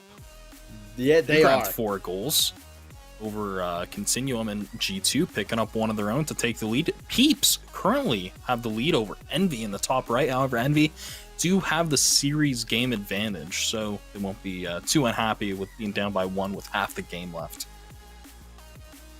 I do feel a little threatened because now, like, all the stats that I used to make up on Twitter, and like now there's somebody that can actually fact check them. Man, I'm in real trouble. Yeah, you got to be careful now. I know. Luckily, we have RL can Esports continue. Snopes going on. I know you can just keep making stuff up. Yeah, like, I have no like such caution. I was the #1 sub on Ohana. Like, yeah, that's we true. Believe you. Moses can confirm. We'll bring him back. In fact, you could probably ask Toasty, who is done for the night. But Toasty, for those who don't know, Moses' brother. And at this point, you can safely say the better Rocket League player. Sorry, Moses. Wow. Yeah.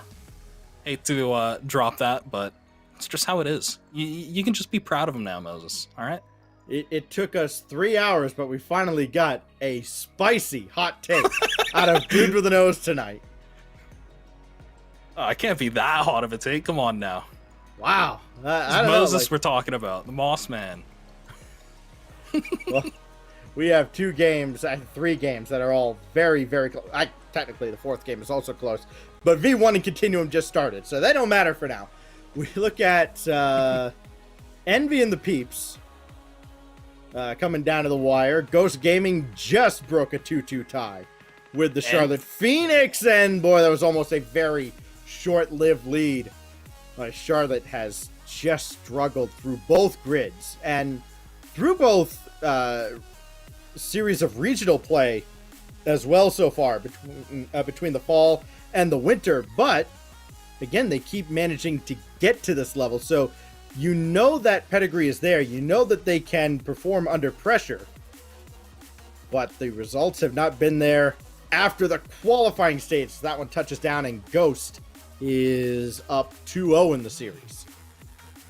Yeah, that is a really, really big game to win if you're Ghost. To toot my own horn, I did say both these teams very momentum based, and the team who wins the first game would probably take the series pretty easily. Proving to be the case so far is that Ghost Charlotte Phoenix series, as they are now up by 2. You see Matt and Spuda on the desk. Can't imagine the insight those two have to provide.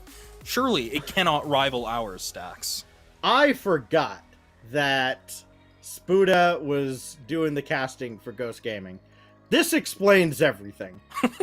It explains everything I've wondered about Ghost Gaming. He's casting, therefore he's not playing, though I'm sure he could do both at the same time, better than either of us cast. So I don't know why he doesn't just get a starting spot on one of these teams. Yeah, he's absolutely good enough for it. We've all watched Spuda, a master of the sticks, some might say. But now, Peeps and Envy, 10 seconds on the clock, tied 3-3. I'm very excited. Let's see this get started. I want all of you in the chat spamming RLCS OT. Let's get it going.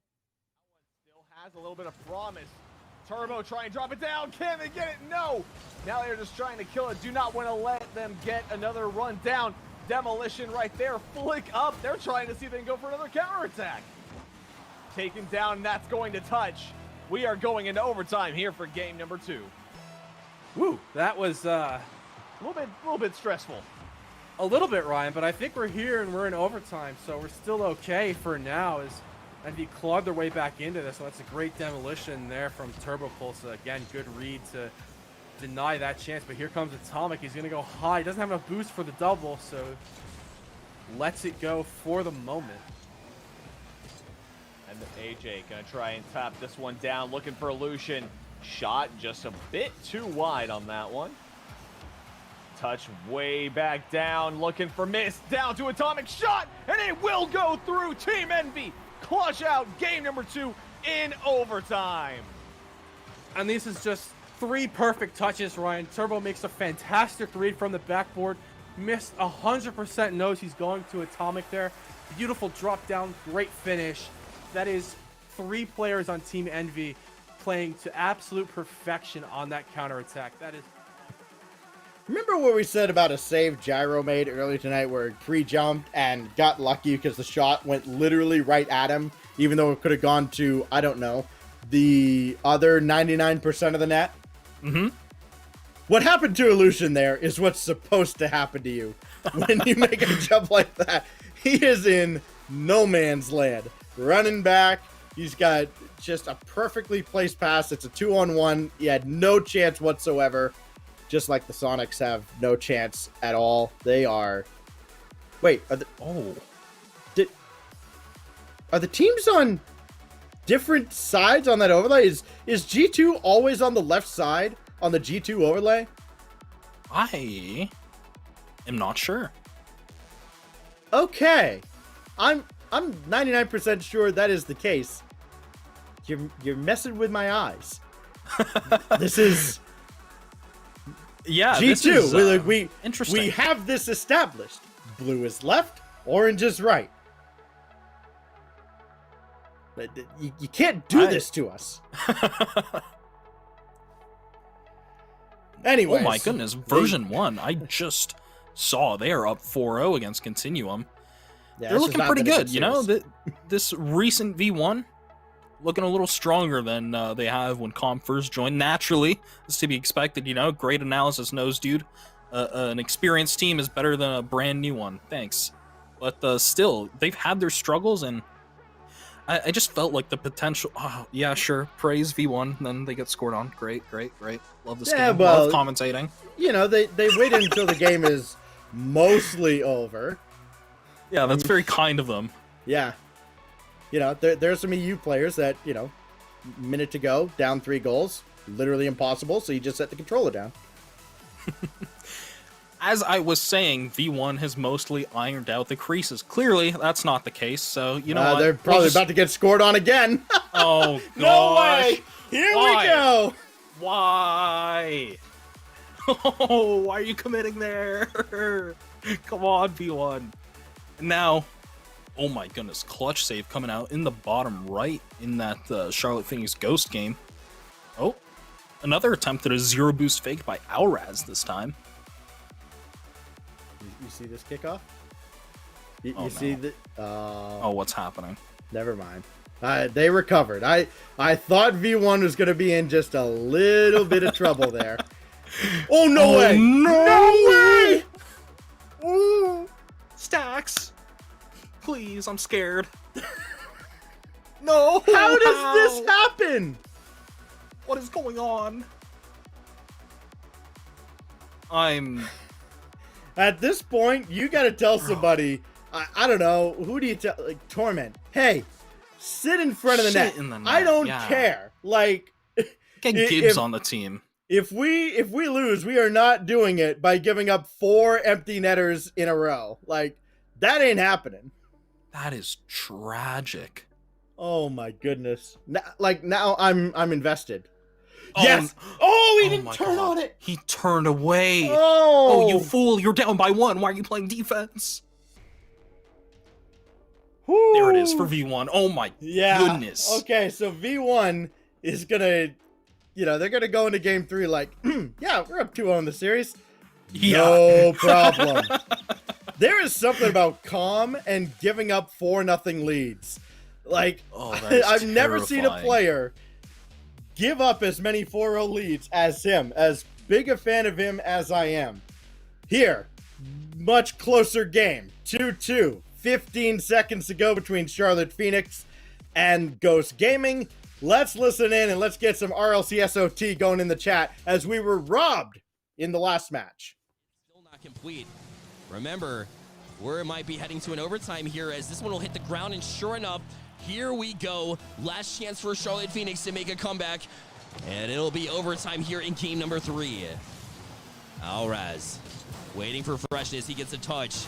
Back and waiting is Shadow in the corner, but Freshness able to beat him to it, where Karma will have to go up for this one, and got plenty of boost to do so. Will play it right back down. Not going to leave it for Shadow, knowing how fast Ghost Gaming gets to challenges. Wise choice.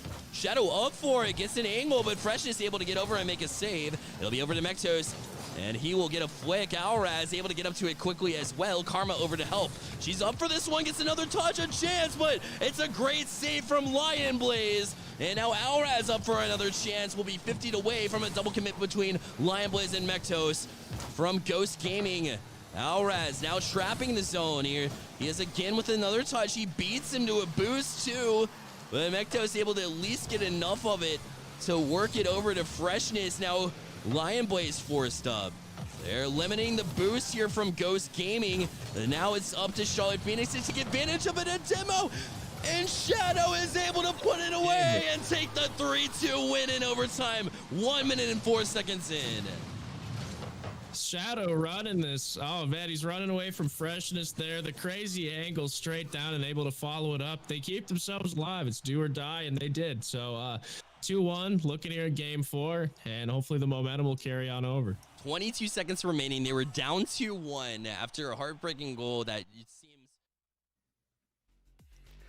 That ball almost trickling out of the net would have been like the perfect summary of Charlotte Phoenix in the RLCS. It is just the mix of lack of execution, and if not for bad luck, they'd have no luck at all. I've never seen a team get just so unlucky. It's unreal. But it does go in the net. They stay alive. While we were out, Envy took game 2, 1-0 over the Peeps. So they are closing in on going 3-0 in group stage and defending their unofficial world championship. Or are they done? It seems like they might be They are done. done. Wow. When did they play 3 games? We're 19 minutes into this round. Calm Yeah, down. they made quick work of the Peeps. Stacks, how you feeling about the Peeps now? In 2021, this might not be their year. They went 2-1 and they lost to the world champions. So no, don't be so reasonable. They They lost to the unofficial world champions. What do you want me to do? Like, if you're going to lose to somebody, you might as well lose to the best team. Sorry, second best team, because we know Jamal Jabari is number 1 in the world. Of course. Yeah, I'm just hoping to stoke some drama a little bit. But, you know, you're just too loyal, Stacks. I can respect that. You see the results up there in the top right for Envy as they faced minimal resistance. They seemed to get better as the day went on, and that is a very scary sign for a lot of teams that were hoping, you know, hey, maybe Envy is going to just calm down a little bit in the winter split. Not the case. As we see, where we got here? Top left, you got... Bottom left. Oh, where you got bottom left? Oh, we got Continuum up 3-0 against V1. Oh my. After, I believe it was game 2, V1 won 4-1. That's a lot of ones. That is a lot of ones. They're trying to get one in the win column, and let's go. You would, you know, you like their chances up 3-0, but still a lot of Rocket League to be played, and 4-0 was not a very secure lead in the last game, and here comes Gimmick and V1. That's just a great 50. Gimmick in the right spot. What more could you ask for? Maybe better rotations on defense for Continuum. G2 trying to put away the Susquehanna Sonics. That series about to go final here in about 10 seconds. Barring a monumental collapse, I would have to start with a goal here. There is no goal here, or there, or anywhere. And the G2 watch party ends with a dub and a successful night for G2 Esports. They run the table in Group C. Photographic memory coming into play here. I totally don't have one. But Fairly, yes, they go 3-0. Fairly uneventful, yeah. Yeah, I mean, we didn't check in on G2 an awful lot. They just weren't very interesting. They go 9-0. All sweeps on the day. There was no drama. They had like 1 or 2 overtimes, and they just beat up on everybody. So, you know, we can talk about Jamal Jabari and Envy and, you know, Rogue, the teams that are going to be at the top of their respective groups. G2 probably had the most impressive day. Yeah, and, you know, coming into today, I was saying how, you know, Envy and NRG, they're kind of the big 2 right now. SSG and G2 a little bit below that. I mean, you know, sure, Jamal Jabari just prove big, dumb, stupid nose dude wrong, and G2 just sweep everyone in your path. Why don't you?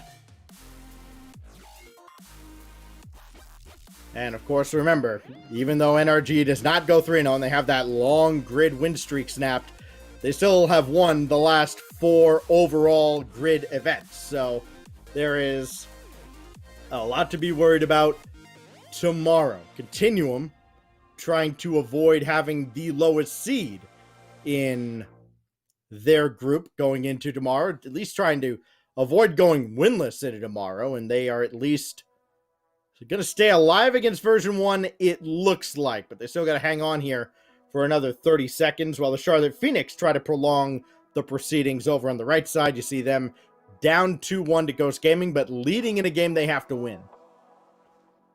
Yeah, and that is absolutely crucial. It seems like, well, at least until now, Charlotte Phoenix has been on defense for a little bit, just trying to maintain that lead, but right now they've got a good string of offense going. I say that as a massive clear comes through, and that redirect top left and in. Oh my goodness, the placement from Lion Blaze, and Torment on the other stream picking up one of his own to make that a 1-goal game. Oh my goodness. Ain't no way. There is no way V1 I don't know. steals this one from Continuum. I don't know, Stats. Not a chance. Bob has to have the kickoff of his life, I will say that. And he does! Oh! Well then. Continuum, maybe. They could just get this down to the ground, and Bob doesn't have any boost to work with, but it shouldn't be a problem. There's no way. They gotta go the length of the field. They are scrambling. Oh, shot that instead of just spiking it down. That's greedy. That's greedy, and I disagree. Just drop it, mate. There you go. There we go. Continuum stays alive. And now get the RLCS OT spam ready. We've got OT between Charlotte and Ghost. Yep, you probably didn't want to be here, but here you are. So it's do or die time now, and make it up to game 5, and you can walk out with a win here. Charlotte's done it once before. They don't necessarily want to be here again, but they definitely have some confidence after the first time they were able to pull this off. But it'll be up to them to continue the same thing that we've seen from them in the past couple of minutes or so, which is just put together a string of offensive chances. It's what got him back in game number 3 as well. We'll see if they can do it again here. It's Mactos. For him to try to get another touch, but it's going to be Shadow waiting on the wall. Able to get one. Alraz trying to get another one to work it past. What control? He's got a chance here, a shot, but Lion Blaze able to get back to that one. Some crafty work from Alraz. They have to be careful. The shot goes, and Freshness puts it away. And it'll be a Ghost Gaming win in the series, 3-1. Not from a lack of trying there. As a Phoenix fan, you have to feel so good when Alraz had that chance in sequence. But just the defense of Ghost Gaming it just allowed them to get back in with the counterattack, and Ghost Gaming able to pull it away. And Charlotte Phoenix left with the 3-1 loss here in the series. We don't want to be here, but here we are. Boy, you know, I've said that about a lot of things. Like, you know, when you get forced to go to a wedding as a kid, or you're forced to go camping, you got to go on a field trip to like a museum or something. Like, I know that feel. And, well, Charlotte drops that series after they drop the OT. Lion Blaze, the big hero in regulation. So, Ghost, looks like they'll avoid Jamal Jabari. Congratulations. Version 1 and Continuum will play things out here. And, well, a lot of Rocket League to go. But I would imagine we are due for just one of those crazy shootouts between these two teams at some point. Yeah, it has been so much offense back and forth. A lot of high-scoring action between these two teams. But for the moment, it seems like it's just kind of been stalled out, 0-0. Rough double commit, but the net was nearly wide open there for Continuum. That's a little... Oh my goodness, the touches are so awkward right now. I don't know how either team can really play off of it. It's so hard to predict, but this, you can predict that. Never mind. Okay. Astro just misses that backboard read. Don't worry about it. You know, sometimes, especially when we are watching the clips while we cut away to these listen-ins, Nose Dude reminds me of, like, that coach that's always about tough love. You know, it's like, you know, what was that touch? What is he doing? Like, nice touch, stooge. Like, but then, like, you look out onto the field and it's a Little League game. Yeah. No, that's what it's all about. You gotta give them the trial by fire.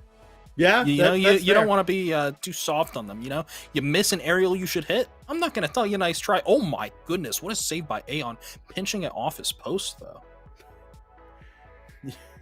Not gonna tell you nice try. Yeah, good try, good effort. No, it's like, no, hey, you missed. Hit it next time. Make yourself useful. Actually, put the ball in the net. What was that pass? You know, like, you're on orange team, they're on blue. You're supposed to pass it to the cars that have the same color.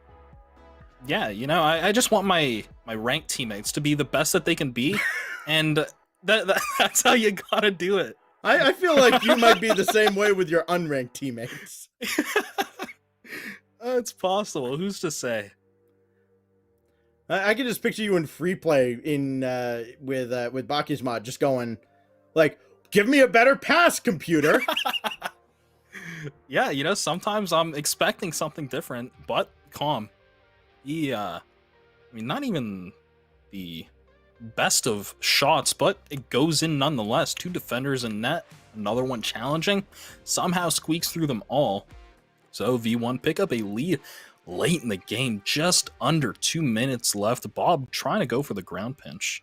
Unsuccessful, however. I want to see, you know, Bob put his cape on here and just be the hero. I want to see Bob step up. You know, he's the guy Continuum just added, you know, to the starting roster after they replaced Spider. Like, make an impact. Sure, it's in the, you know, 0 for bracket in Group C, last match of the night. But, like, put on a show. You've got 30,000 people watching you, plus whoever's watching the V1 and Continuum streams themselves. Like, make a name for yourself at everybody else's expense. Yeah, I mean, I just want to see Bob be the name that strikes fear into his future opponents. You know, it's such an imposing name.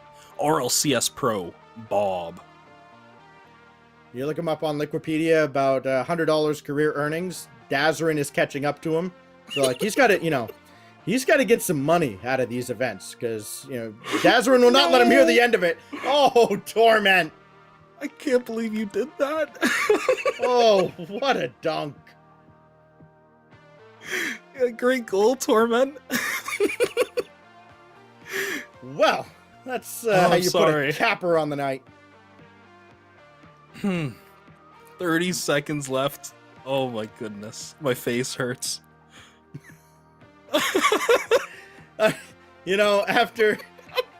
After roasting you for so long, that one was just too easy, and I'm going to leave it alone. Let's listen into Lawler and Supersonic at the end here. As they all throw themselves at the target. Trying to find something as a challenge on the back way. Got to make sure that the rotation still stays clean as we get into the final 10 seconds. Pass over to Astro, and in the midfield, no challenge until it's needed by Gimmick. He's got a flip reset. Can he make it to... They wanted to pass on the backboard where Com's waiting, but it's not going to happen. That is going to close out the game in a 3-1 victory here from Version 1 as they go 2-1 on the day. Not a bad run to kick things off after not seeing the ball. Well, not a bad run. Exactly, as Supersonic put it. Better than any of us could, that's for sure. Version 1, they do all right with the grid. I think they go 2-1 on the night, so they will figure in somewhere in what has been a very messy Group C, I believe. Actually, no, Group A was the one that was a little weird. Group C was G2 and friends, but Group C almost got messy. It did. It almost got a little weird with Continuum. It almost putting up a fight against Version 1. Didn't happen. That's fine. Can't beat everybody, and sometimes you can't beat anybody. That's just the way it breaks sometimes. So Continuum goes in the lower end. We'll get the groups up for you in just a moment. You can see where everybody finished the night. But the highlights so far tonight, Nose Dude. And again, this is day 1 of the grid. This is a 2-day process. This is our 3rd time doing this. If you're just joining us, there's a lot to pick up on. Group A, no clear 3-0s. But every other group, Envy, G2, Jamal Jabari, the teams you expect to see at the top of every group, right? I don't know how you said that with a straight face. If you could see me right now. Yeah, Group B, Jamal Jabari on top of NRG and KCP and E United. It's just the natural order of NA. So we take all those 16 teams, right? And we basically seed them in a 16-team single elimination bracket for tomorrow night, where, you have basically your top line is all the teams at the top of the group. Second line, second place, that's your 5 through 8, etc., etc. And then they go into a bracket like this that does have teams in it. I was wondering, is there going to be some magic here? Is there some magic ink? And where does Jamal Jabari end up? They were number all the way at the bottom, or seed, right? Yeah. They're up against Alpine near the bottom. Yeah, so out of the 4, I think they technically go as a number 3 seed. They get Alpine, which, that's rough. That is rough.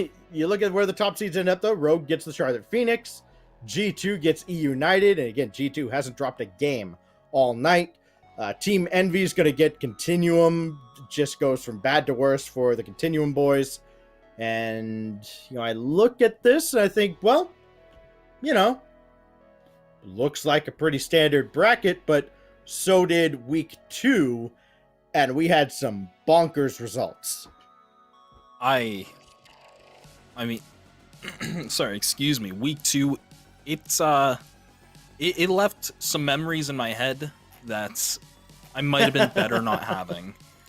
There were quite a few matchups, and today it proved no different. There were some results that are just impossible to predict. I just can't wait to see Jamal Jabari tomorrow. If they show up again in this level of form, I'm gonna lose my mind. I won't know what to expect.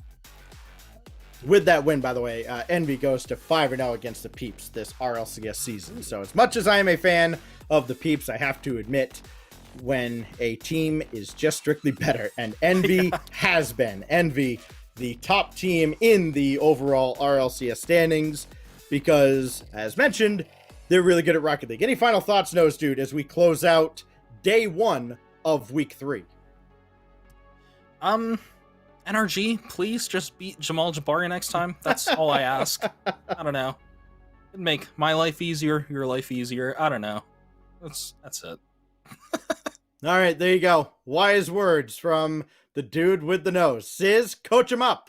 They got a big day tomorrow as NRG tries to continue their grid winning streak. Try to make it 5 grids in a row going back to the fall. Thank you for joining us for night 1 of the grid overtime. We'll come at you tomorrow night with the 16-team playoff bracket. It is going to be a ton of fun. You don't want to miss it. We'll see you tomorrow night. Thanks for watching.